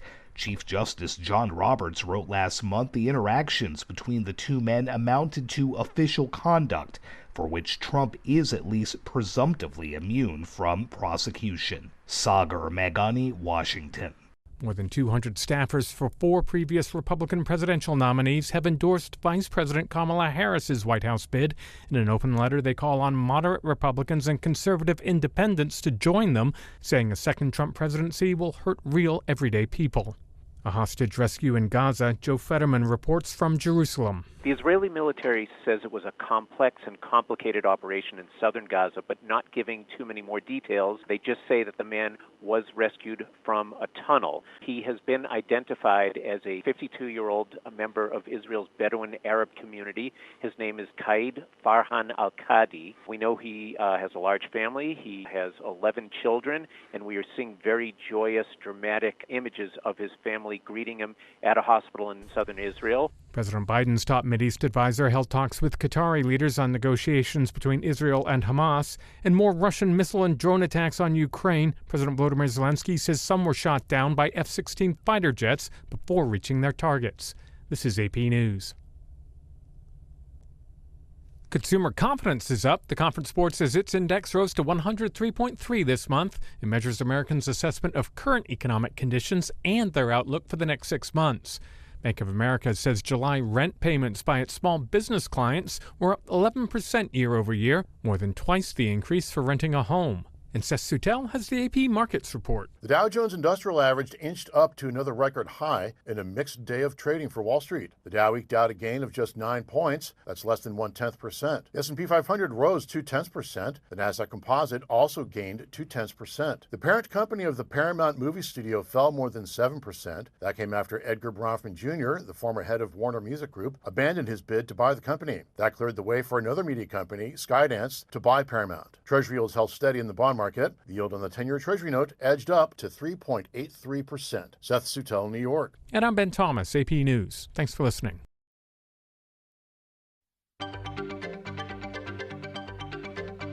All right, now you're all caught up with everything that's going on with the United States and around the world, thanks to the Associated Press. There's a lot of stuff going on around the world right now, and it certainly is interesting to me to find out this stuff, and we'll give you a little bit of an update about that too. But thanks for tuning in to Good Morning Marianas, because we are back. And man, just enjoying this Colombian coffee. It's amazing. Just absolutely loving it. But I'll tell you what, you can drink a lot of coffee, but you need to get those teeth cleaned. And why go anywhere else than Paradise Dental Spa? You know where they are. They're right there on Middle Road in Guadalajara. And it's even better to go with them if you've got Medicaid. Why?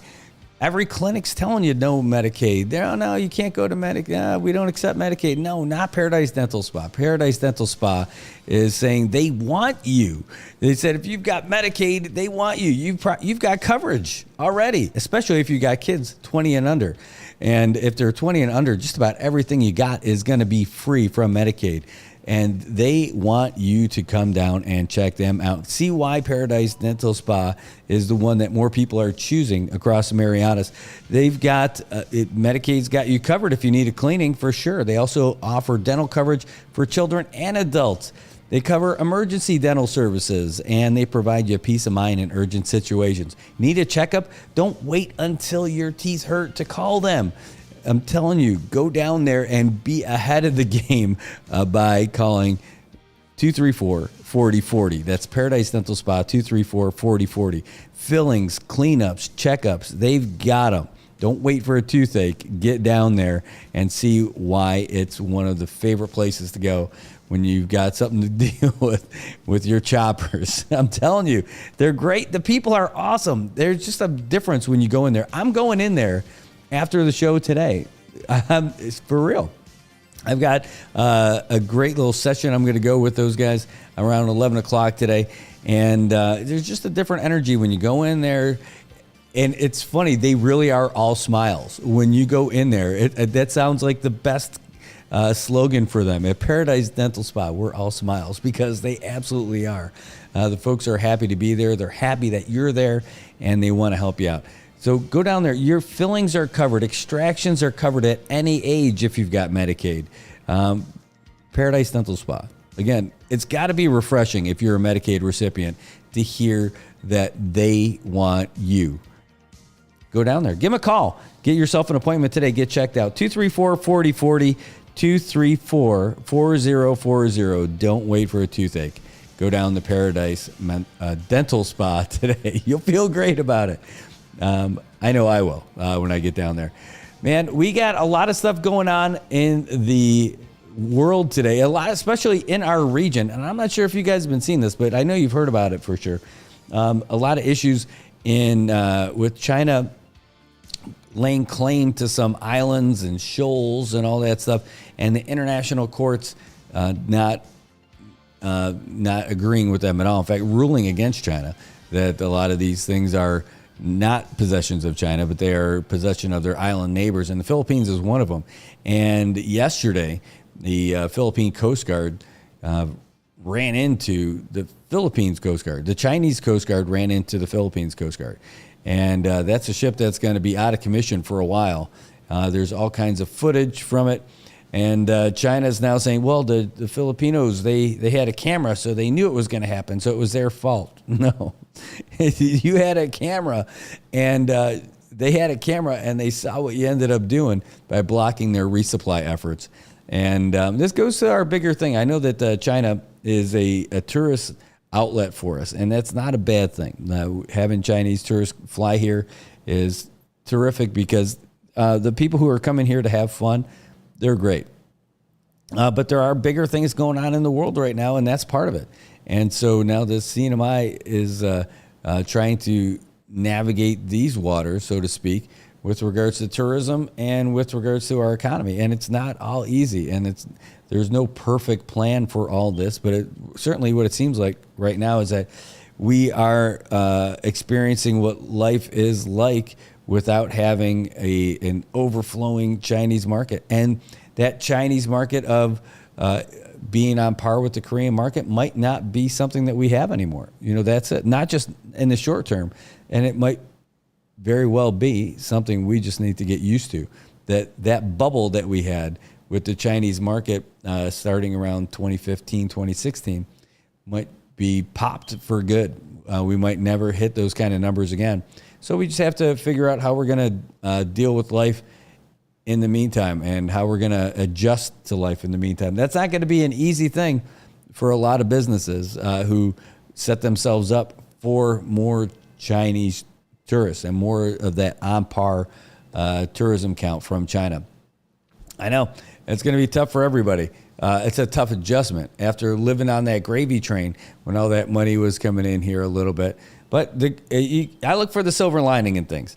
And part of that is that our environment here has been able to recover quite a bit because when we had more tourists than we could really handle. I mean, let's talk about it and be honest about it. We were having more tourists than our infrastructure could handle. Although, I mean, we were building hotels all over the place to try to accommodate them because we didn't have them. But all of our tourist sites were looking terrible. And this is not hyperbole. I'm telling you, this is not going crazy. But the grotto smelled like a toilet. It absolutely did because they didn't have all the facilities ready to go. And those tourists coming from those destinations they were not adjusted to what life is like here in the Marianas, where you just can't urinate and defecate wherever you please. But we weren't ready for it either because we didn't have the facilities lined up for them. And it was real deal. Oh, thanks for that message about the picture-in-picture slides. I'll pull them up here in a little bit. Thank you. So that just might be our reality now. We might just have a much smaller economy than what we had pre-pandemic. When we keep messaging pre-pandemic level, I mean, there's more than one thing that was going on, and I think that it's not like we're not going to have the same situation that we had in 2019. It's a different world, it's a different place, and it's a different approach to tourism for sure. We're not going to hit those 2019 levels, so prepare, or readjust. And I've had these conversations with folks who are in that world right now, suffering massive losses every month with their hotels and everything because they had planned on more of that Chinese market coming in. The reality is that that's not going to come. If it was, it'd start coming already, and it's not. So we're going to have less Chinese tourists than we had in 2019. We're not going to hit that level again. Readjust. Easy to say, right? It's easy to say and harder to do when businesses are closing. People are figuring out how the heck we're going to pay for things. Our government budget's got to be lower. We have to adjust. If you're not going to reduce the number of people that are in the government roles, then you need to adjust the expenses that you got because we're just not going to hit those same numbers. You can't expect it. It's not, and you can't compare it to pre-pandemic level. I think you need to start changing the conversation and say during the Chinese bubble, because that's what it was. It was a bubble. It popped. It's over, and it's not coming back. Despite what people are hoping for, that bubble is burst. It's like the housing market. It's like the economy in 2008. You name it, the Chinese tourism bubble in the CNMI has popped. And it's not going to come back to pre-pandemic levels. It's just not going to do it. Brad, that's crazy. That's crazy talk. No, I think it's just reality. It is just reality. We are not going to hit those numbers from China that we hit in 2019. It's okay. It sucks for businesses that were situated toward that, but we're just not there. And, talking about the threats to all that, what's that going to do for our economy and all that stuff? Yeah, all that stuff, it's going to be something that we're going to have to deal with. And it's not a rosy picture. It's not fantastic, but it's not the same. It is just not the same. I could talk about the good old days further back than that. Talk about the good old days in 2003 when gas here, when I thought it was expensive, when it was $1.98 and $2.08 for premium. We can talk about that all day. We're not going to get back there anytime soon. We can talk about the glory days in 2003 when I had a lot more hair going on back here. I'm not getting back to that anytime soon either. Unless, there's those relocation surgeries for that kind of stuff too. Probably not going to be doing that. Just going to grow into my solar panel and enjoy it. But that's it. I mean, there's some things that you're just not going to be able to get back. And I think that's one of those things. So we got to continue to look elsewhere and to continue to invest elsewhere and to continue being open to other markets and not shutting them off by saying, that's too hard. No, because a lot of the people that are, part of those processes just don't want to do the work. They don't. They are hardcore into the direction of their business, going for that single, easy swat. That's it. They don't care about what's best overall. They care about what's best for their business in the short term. And that's it. And that's not a negative thing. That's not, it's not an attack, certainly, but it's an observation. And yes, I know it's hard work. And yes, I know that they are working hard to try to make it work. I know that, so it's not an attack again, but it's real. Its realization is that if you see China as the easy solution to it, that's fine. But the problem is that it's just not coming back. It's not coming back that way. And you'd be smart to go find other folks to do it. That's it. I'm telling you, like watching PIC Masters.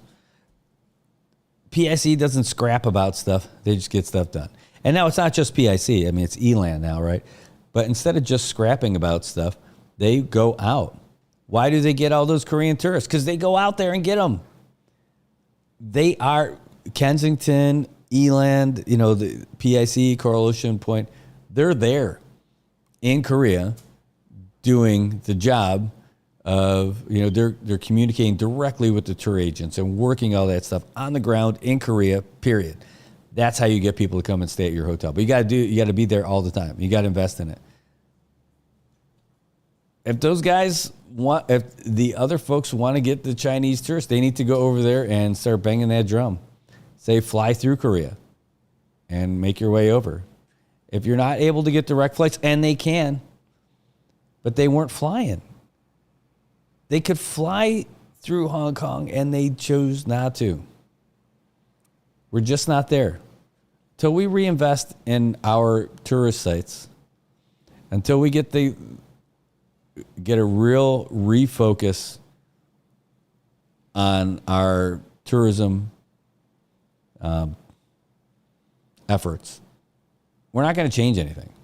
So what you do is right now just marshal your resources, readjust, and move on.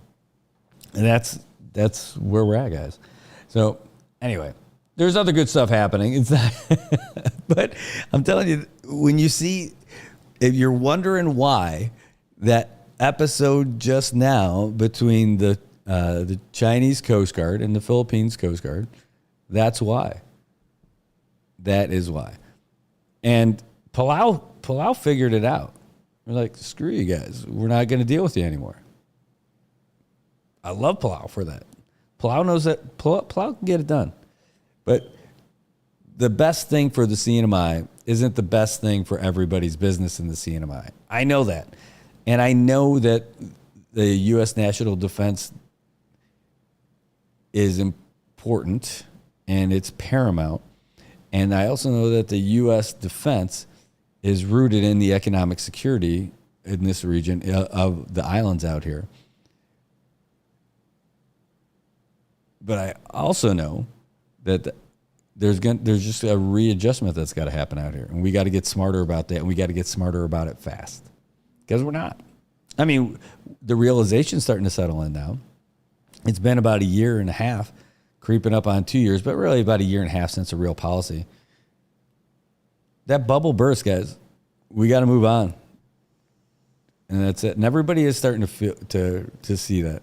We're not going to hit those glory days again for a while, at least not from that same market. We just got to be scrappy now and get folks in from other places. We need to bring them in and tell them why they're coming in. You know, there was a comment that was made at the Chamber of Commerce meeting a couple months ago that acknowledged the rundown look of our island and the rundown look of our locations, our tourist sites and everything, saying that probably the Koreans don't need to see, they're not interested in that. The Japanese aren't interested in that. But, you know, the only people who really are okay with it, I guess, are the Chinese. And that was from a prominent business leader out here. So they said that we might as well just go after the Chinese and get them here. And I'm like, oh my gosh. That's a pretty frank statement. You know? Ooh, Tobot, we lost you for a while. Hey, I'll tell you what, the internet was crazy all over. I was watching the bit rate go up and down and then get into the red zone saying it was interrupted. And I was looking off screen to see if it was just Facebook. And I saw that we were still broadcasting on YouTube. So it might have been a little bit everywhere. So we're not 100% sure. It might not have just been you. So don't feel bad about that. All right, let's talk about some of the other cool things that are happening, because there are cool things happening here. Not just China economy, Chi-economy. All right. 16 contestants getting ready for the elimination round of the Voices of the Marianas. That used to be Marianas Got Talent. And, it's really close to the name for Bridge Capital's event that they have at the end of the year, which is CNMI's Got Talent. And then they also changed the organization of the folks who are actually running the organization. They want to kind of cut the ties with folks who they thought their views didn't really align with the organization. So they've changed the Voices of the Marianas. And they had a big audition over at the Multipurpose Center. And they had a bunch of people that came out for that. And now they've got a total of 16 folks who are moving in to the next round. And it's really pretty cool. And we want to support those guys because they're doing great stuff. They're getting people coming out and singing, and they sound amazing. Oh, I wish. They also had a couple of folks who tried out for America's Got Talent. But they can't share any of the footage from that live audition that they did, which is too bad. They can't do it because that's part of the rules. You don't want to disqualify the folks from here who went out for it. That's a shame. So we'll wait and see how it works out. We got a lot of great folks. Tobot says, they're talking about the internet interruption over there in Dan. He says, it's probably Google divers slipping lines underwater at Pow Pow. Could be. So who are they look at the judges they had. They had Irene Hall from Bridge Capital, Vinny Orsini, Loveland Flores, and Tom Bassa. They had special judges, include Leo Pangilinan, JJ Concepcion, Luella Marciano. That's pretty cool. Ooh, who else? Oh, hold on. It just says Sablon. They're talking about somebody else named Sablon, but they don't put the first name there, so it's got to be somewhere further up in the story. Who are they talking about? John Sablon. Very cool. Well, anyway, it is great that they had all those folks out there auditioning to be in the contest. Some great voices, some great singers, some great performances, and it's great. Oh. I missed that one. I lost that one. All right. What else is going on? Oh, let's talk about some cool things. Patty Coleman, former NMI national soccer player, nicknamed Rambo by those who know her best on the soccer field. She takes no prisoners. She's brutal. She's all intense. She's no maybe.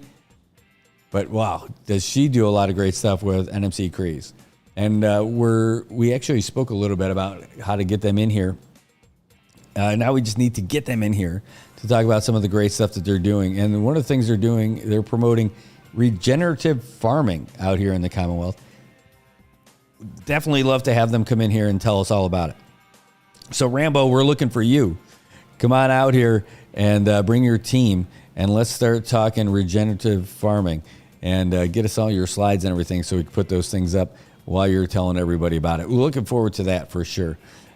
This is good news. This is good news. We didn't talk about it. We started hearing about this a couple of weeks ago, and the word is starting to percolate through the community. But now I saw that it made it into the paper. This is potentially really good news. So the Hyatt closed, newsflash, right? But the company that owns that building and has the lease, excuse me, is looking at reassigning the lease to another company from here. Now, there's all kinds of paperwork that goes through this, but what we really need to do, apparently, after being closed for 3 months, DPS can take the lease, cancel it, call it, declare default, and then rebid. But what they'd like to do is just reassign it to a local company here, owned by this guy David Hood, and from Coldwell Solar. He's an interesting dude that I've never met. And they're looking at having his company get that lease. Now, what is that going to involve? I don't know. A whole lot of stuff. But there's 38 years left on the old lease of this 40-year lease that they ended up getting. And it certainly would be easier if they just cut through this red tape and let this dude go for it. If his company wants to do something with it, I know it's supposed to be, the way the paperwork is, the way the rules are, sorry, not just paperwork, the rules and regulations with regards to the transferring of a lease, it's got to be at least 5 years. You got to be 5 years in before you're able to do that. And you got to do it with the blessing of DPL. I say they let him do it because this guy's already been investing here in the CNMI, and he's not going to let this thing go to waste. And we do not want that property to go to rot while they figure it out and then rebid it and all that other stuff. And they're like, oh, well, Brad, the whole problem with that, the whole thing with the bidding process is that we want to get as much as we can for the people. That's DPL, that's public lands, and it's got to be for a public benefit. Totally agree.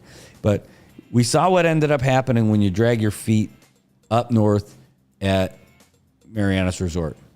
An absolute tragedy. That place has gone to ruin. I mean, all the mold that's growing through there and it's just nasty. You got to throw everything out. Going to have to tear all that stuff down, all the termites, wood, stuff that's gone untreated for years now. That pool is just a pit. Like, you don't want that to happen to the Hyatt because you're married to this notion that there's a whole bunch of investors just banging down the doors waiting to get in here, because that's not true. You got somebody who's here, somebody who's been in business here for a while. Do the right thing. Don't let them get it on the cheap, right? I mean, you want to make sure that they're doing it the right way, that they're going to invest money into that property and make it a great spot. I say do it. Make it easy and do it. And if the guy screws up, well, then handle it, right? If they're not a responsible steward of our public lands, then you do it.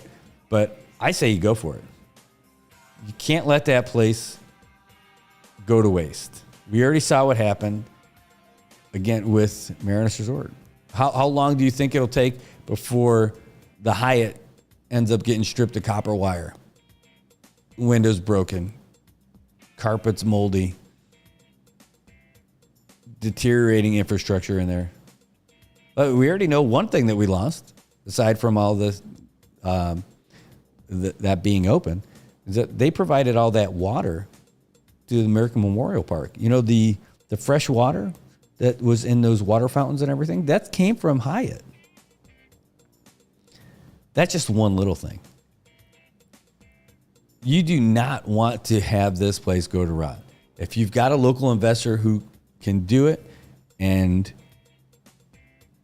they're talking about investing more into the property, man, you got to go for it. Apparently, there's another investor. We had heard that there were a couple. And this other one's out of Korea. And hopefully they have no affiliation with Marianas Global. Because those guys. We talked about them a bit. But anyway, we'll see how this works out. So it's new and exciting news, even though we had heard about it for a couple of weeks now. But it is exciting news that something's going to be happening in here. I said, and they're also going to rehire former employees. Where is the wrong in that? No, I don't think. Yeah, I think rehiring the local folks from there would be great. Absolutely. Yeah, absolutely. And I'll tell you what, that is an important thing. They had one of the highest rates of all these hotels and everything. They had one of the highest rates, if not the highest rate, of local hires. Nobody forced them to do that. They did that on their own. It was a great company. Now we're looking at transferring that to this other company, and we'll see what happens. We'll see what happens. All I know is that there's been some big... DPL is not a low-profile agency. It's pretty heavy. And there's been a lot of big things about DPL lately. So we'll see how they handle this one. But I think the governor is on top of this stuff. Something this big, the governor will be on top of it. And he is, I think he's reevaluating some people in some positions that he's got because of the things that are happening in some of these high-profile positions and these high-profile projects that just seem to be dragging or lagging behind. He's definitely thinking about some things. What do you know, Brad? I don't know anything. That's the only true thing you said all day. Hey, you got me. You got me. All right. I am really looking forward to heading over there today and getting that sandwich from Great Harvest. What? That is a good question, by the way. What is your favorite sandwich over there at Great Harvest? I've got one waiting for me when I go to this professional development session later today. My choice is the BLT on Dakota. And it's got to be toasted. Toasted bacon, lettuce, tomato on Dakota bread over there at Great Harvest. Oh. For me, that you can't beat it. You cannot beat that sandwich. Big, juicy tomatoes, green, leafy, green lettuce. Of course, the mayo. Oh, and that bread. Bake fresh every day. The freshest bread. And it's the Dakota with all the stuff in it. Oh, man. It's so good. Oh, you like the Philly on sourdough. Whoa. That's a good Godfather's lunch. That is a great Godfather's lunch. That bread that they make over there at Godfather's every day, Scotty's got that dialed in. All right. Well, we do have the latest update from the Associated Press that rolled in at 9 o'clock. Still got the sports from the Associated Press that I did not give you guys yet. And I got some bigger stories outside of Saipan. I didn't realize, I mean, I understand how calendars work. But my appreciation, my awareness of space and time was off. I know it kind of seems like Israel's always fighting with somebody, or somebody's always fighting with Israel out in that part of the Middle East. And when I saw that this hostage who was abducted on October 7th was just rescued from Gaza, it's this guy he's an Israeli who was rescued by the IDF. But when you put it in terms of this, he spent 326 days in captivity. It's been almost a year since that incursion. I just didn't realize. I mean, I know it's been a few months, but when you think about how long it's really been, it just doesn't seem like it's been a year. And that's because I have the luxury of living here instead of over there. I mean, it would certainly feel like a year for them, I'm sure. But they just freed another guy. I didn't even think there was a chance for any of those hostages to still be liberated and rescued. But another one was indeed 52-year-old guy too. After spending a year in captivity, just wild.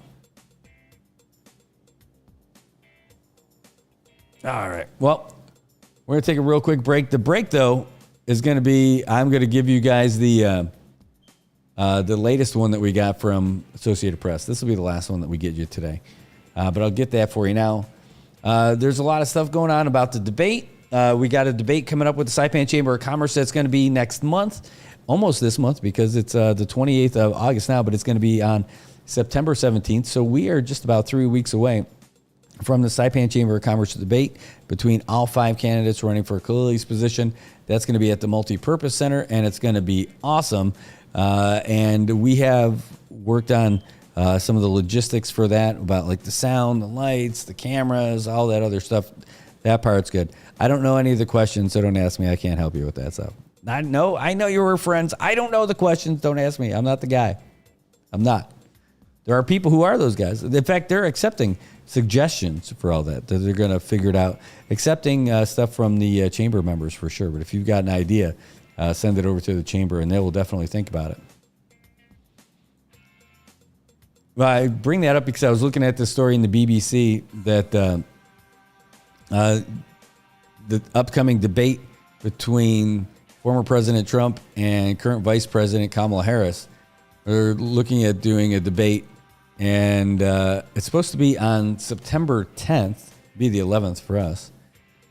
And the Harris campaign is trying to get rid of that muted mics plan that ended up, I think, probably working out pretty well when President Biden and former President Trump were debating, which is an overstatement, but technically it was a debate. But that muted mics thing, I think, actually worked. So somebody doesn't completely run somebody over just by talking louder. I like it. I like that as a plan. Anyway, that's one of the stories that's out there. All right, we're going to go and get you guys the latest update from these guys, and we're going to move on pretty quick. So here you go, the latest from the Associated Press. AP News, I'm Ben Thomas. Israeli forces have rescued a hostage from Hamas's tunnel network in Gaza. The AP's Joe Fetterman in Jerusalem. The man has been identified as Qaid Farhan al-Qadi. He is a member of Israel's Bedouin Arab minority, and he was working as a security guard last October 7th when he was abducted with roughly 250 other people. His rescue has lifted spirits in a country that is wary after nearly 11 months of war. Dozens of hostages remain in captivity, while international mediators are trying to broker a ceasefire deal that would see them released.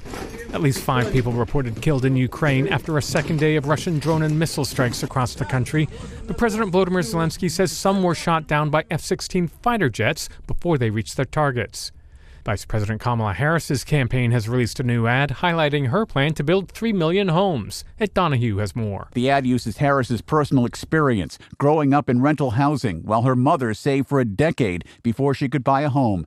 The ad goes after voters in swing states like Nevada and Arizona. Her plans call for more home construction and as much as $25,000 in government assistance to first-time buyers. There would also be tax breaks for home builders focused on first-time buyers, with incentives for companies building rental housing. Donald Trump has floated ideas for lowering housing costs, including a suggestion stopping illegal immigration would reduce demand for housing and bring down prices. A Trump campaign spokesperson says Kamalanomics is to blame for home ownership becoming less attainable. Ed Donahue, Washington. Special counsel Jack Smith has filed a new indictment against Donald Trump over his efforts to undo the 2020 presidential election. It keeps the same criminal charges but narrows the allegations against him following a Supreme Court opinion that conferred broad immunity on former presidents. And in economic news, the Conference Board says consumer confidence is up. This is AP News. The man who turned Barnes & Noble into the country's most powerful bookseller has died. Leonard Riggio died Tuesday of Alzheimer's disease at the age of 83, according to his family. Riggio was an engineering student at New York University working at a campus bookstore when he started a rival store, Student Book Exchange, that helped him buy Barnes & Noble, which was one store in Manhattan in 1971. Riggio turned Barnes & Noble into such a powerhouse that a book could be a bestseller or a flop based on where it was in the store, or if it was in the store at all. Barnes & Noble was a dominant seller in the 1990s and put independent bookstores out of business. Then Amazon came along. Indie bookshops became allies with Barnes & Noble in the fight to keep physical stores open. Riggio stepped down as chairman in 2019. I'm Archie Zaraletta. And Dolly Parton, whose father never got the chance to learn to read, is sending free books to children in 21 states, aiming to improve literacy. I'm Ben Thomas, AP News. Thanks for listening.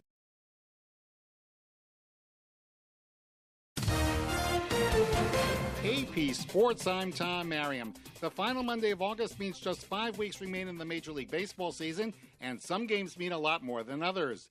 Two that meant a lot, at least right now, were played in Cleveland, where two AL Central contenders matched up in a twin bill that tightened the race considerably. Here's AP's Denny Cap with a recap. Salvador Perez homers twice as the Royals blast the Guardians 9-4 to sweep a doubleheader. Perez blasted his 24th long ball of the season, a two-run shot in the fifth, and came back with a grand slam in the sixth to cap a career-high 6 RBI performance in the nightcap and pull the Royals to within one game of the AL Central leading Guardians. Manager Matt Quatrero. Not everybody gets a Salvador Perez at any point in their career that they get to be working with on a daily basis, and I can only tell you how much he wants to win, and his performance on the field is what everybody sees, but his drive to win and his work ethic and stuff behind the scenes is outstanding. Perez got the day off on the right foot, going 3 for 3 with a pair of doubles in the opener to help the Royals edge the Guardians 4-3 in a game ultimately decided by a Bobby Witt Jr. solo blast in the eighth. Cleveland's lead is now down to a game over Kansas City. Two games were also played in Boston on Monday, but in this case, one player played for two teams in Game 1. Here's Gethin Coolbaugh with a historic occasion. In the 121-year history of Major League Baseball, no player had ever played for two teams in the same game until Monday.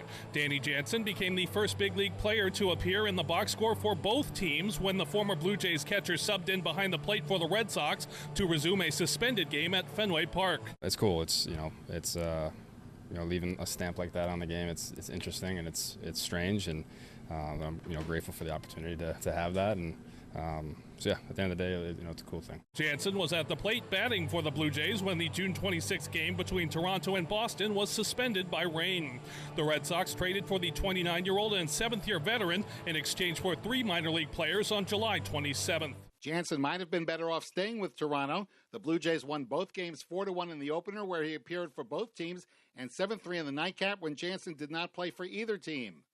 Another day, another milestone for Aaron Judge. This time, the Yankee slugger reached the 1,000 hit mark for his career with the 9th-inning single in New York's 5-2 victory in Washington. I didn't even know. I really didn't know what they were doing, trying to take that ball or hold on to that ball. So got to figure it out after the inning. But no, just a great accomplishment. It's a blessing to get a chance to play in this game long enough to reach that milestone. But more work to be done. The Yankees now lead the AL East by 2 games. The Braves stretched their lead for the final NL wildcard spot to 3 games with a 10-6 defeat of the Twins. Atlanta second baseman Whit Merrifield went 5 for 5 to spark the win for Brian Snitker's team. Just everything he's done, offensively, defensively, different roles where he's hitting the lineup, hadn't mattered. He's done a great job for us. It's been big. The Padres also tightened their grip on a wildcard spot by merrily defeating the Cardinals 7-4. Sizzling rookie center fielder Jackson Merrill knocked in 3 more runs for the hot Padres. Try to be a well-rounded baseball team. Some of us hit for powers, some of us don't. Some of us can run, some of us don't. Some of us play good defense, some of us are just, there because they hit good. But at the same time, everybody just doing their part, and it's all coming together. Philadelphia was the site of a matchup of division leaders who met in the 2022 World Series.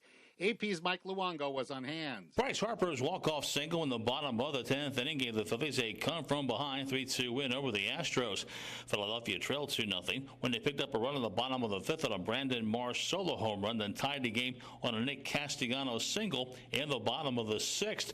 The game winner by Harper was his 12th walk-off of his career, and it came off losing pitcher Josh Hader. He's one of the best closers in baseball, obviously. I mean, his track record, throughout his whole career, it's been pretty incredible. So just trying to get a heater over there, the best I can, and was able to do that tonight. Shea Whitcomb drove in both runs for Houston. Elsewhere on the diamond, the Cubs routed the Pirates 18-8, highlighted by Dansby Swanson's grand slam. The Mariners dimmed the Rays 5-1 as Randy Arozarena hit a 3-run homer in his first game against his former team.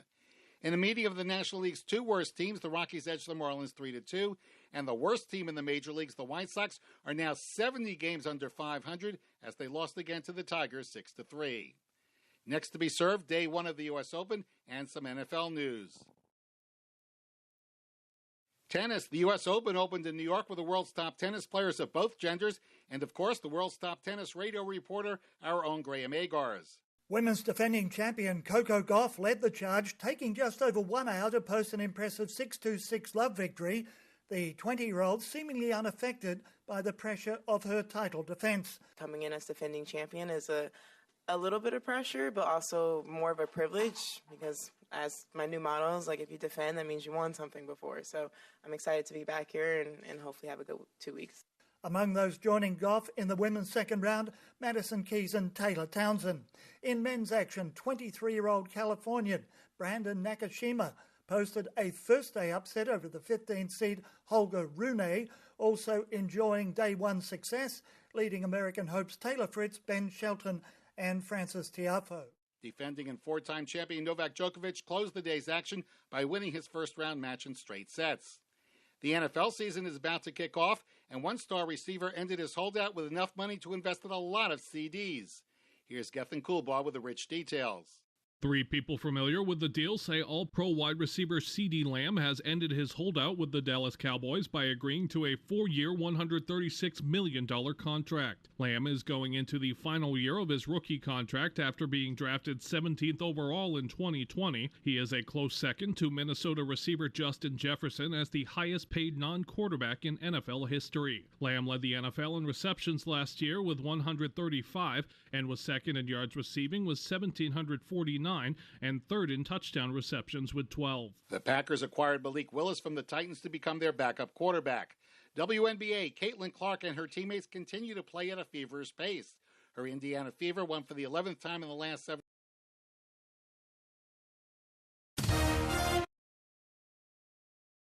Oh my gosh, I'm so sorry. I have no idea what happened there, but it cut off so weird. That is a weird ending. All right, so we're going to end up, though, we're going to talk a little bit about something that is close to my heart for sure. What could it be, Brad? Well, if you know this music, then you definitely know that I am definitely a fan of football, and we are getting so close to the National Football League season as it resumes in now 11 days. The AFC, the NFC, the Super Bowl, it's all going to be a big deal.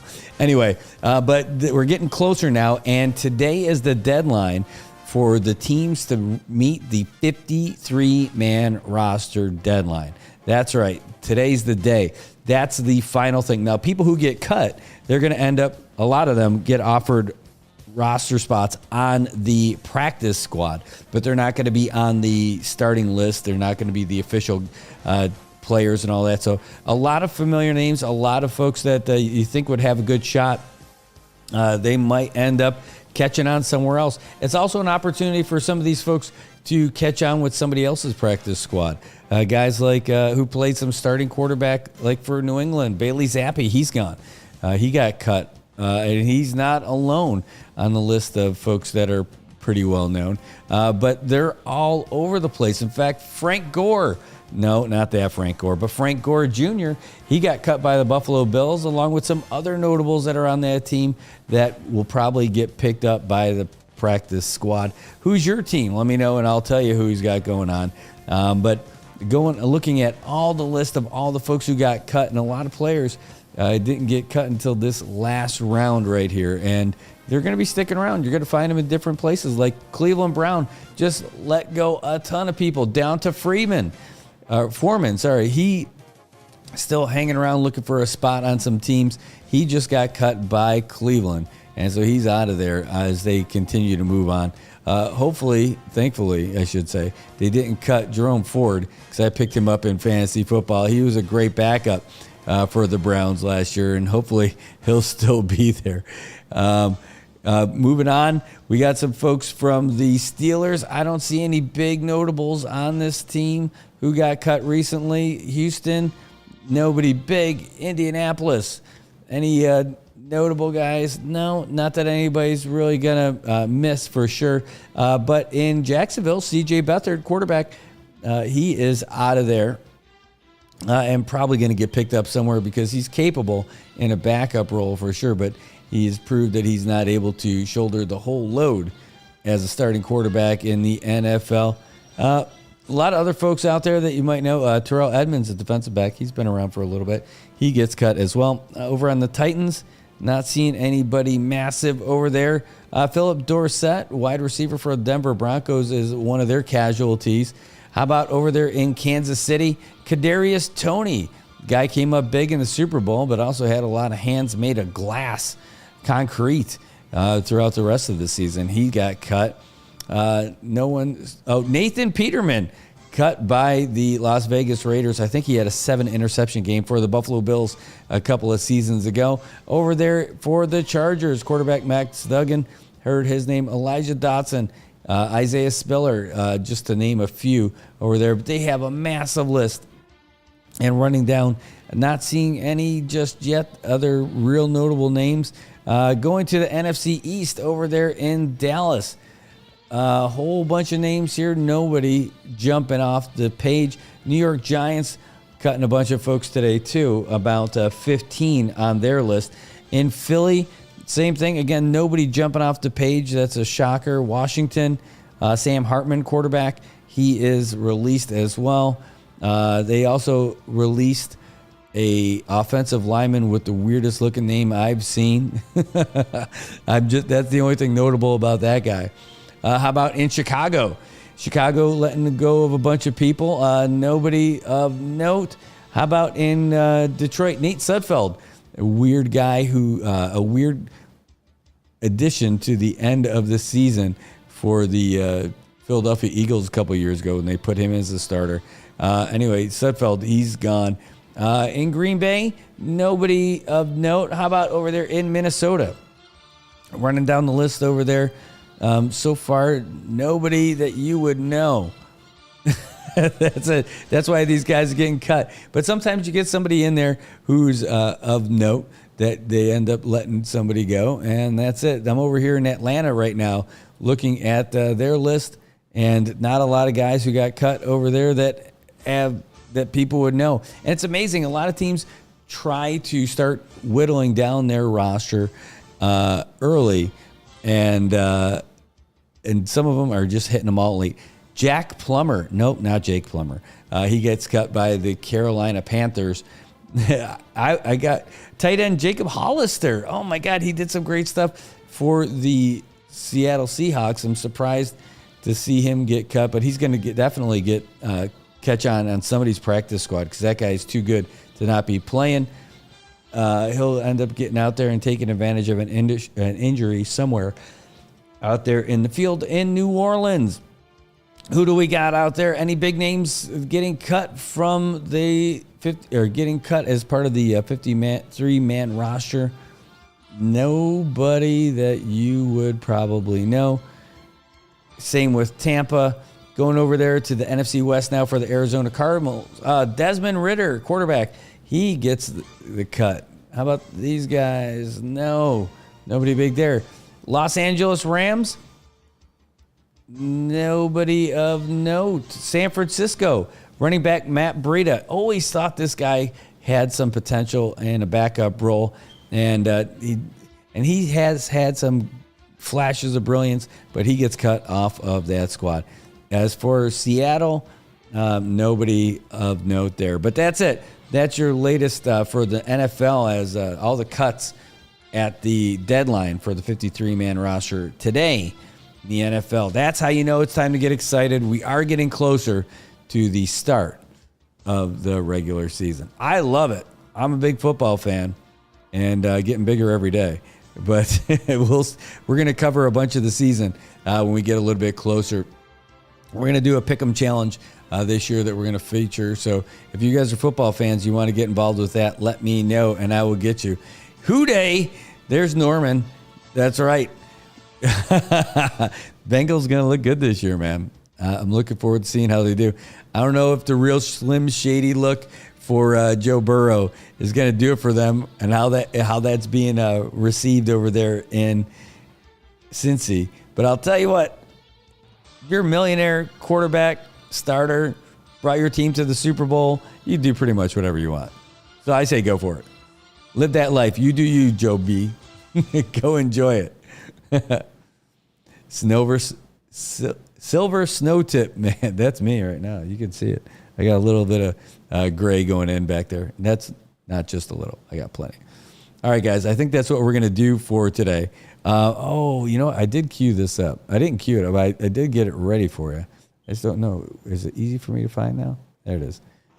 Maybe you know this. Just one last little tip for you today. Speaking of silver tips. Today, we always tell you what the holidays are. We always tell you what the big names are.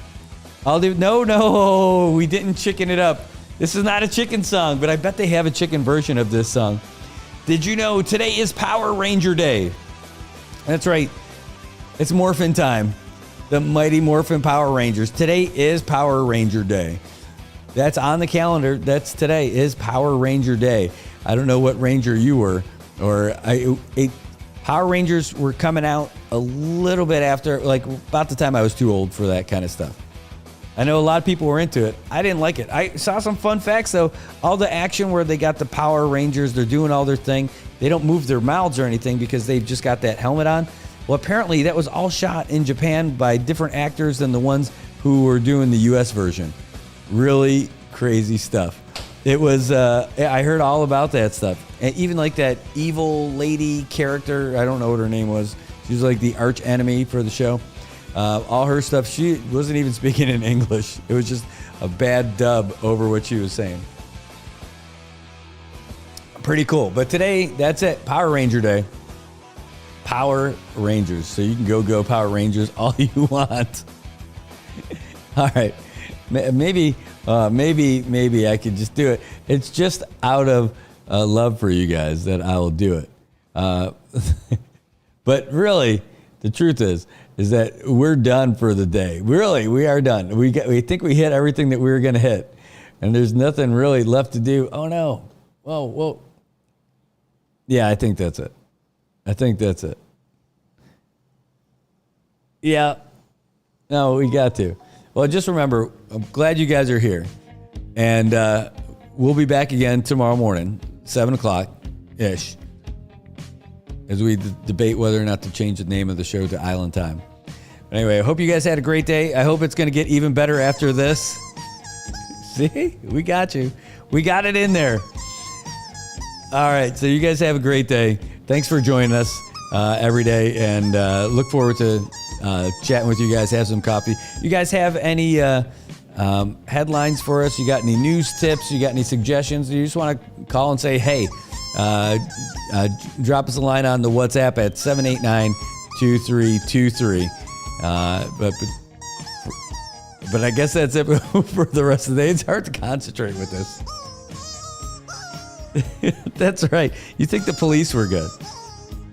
But these guys with the chickens, they find a way. All right, you guys, have a great day. We'll see you tomorrow. Take care.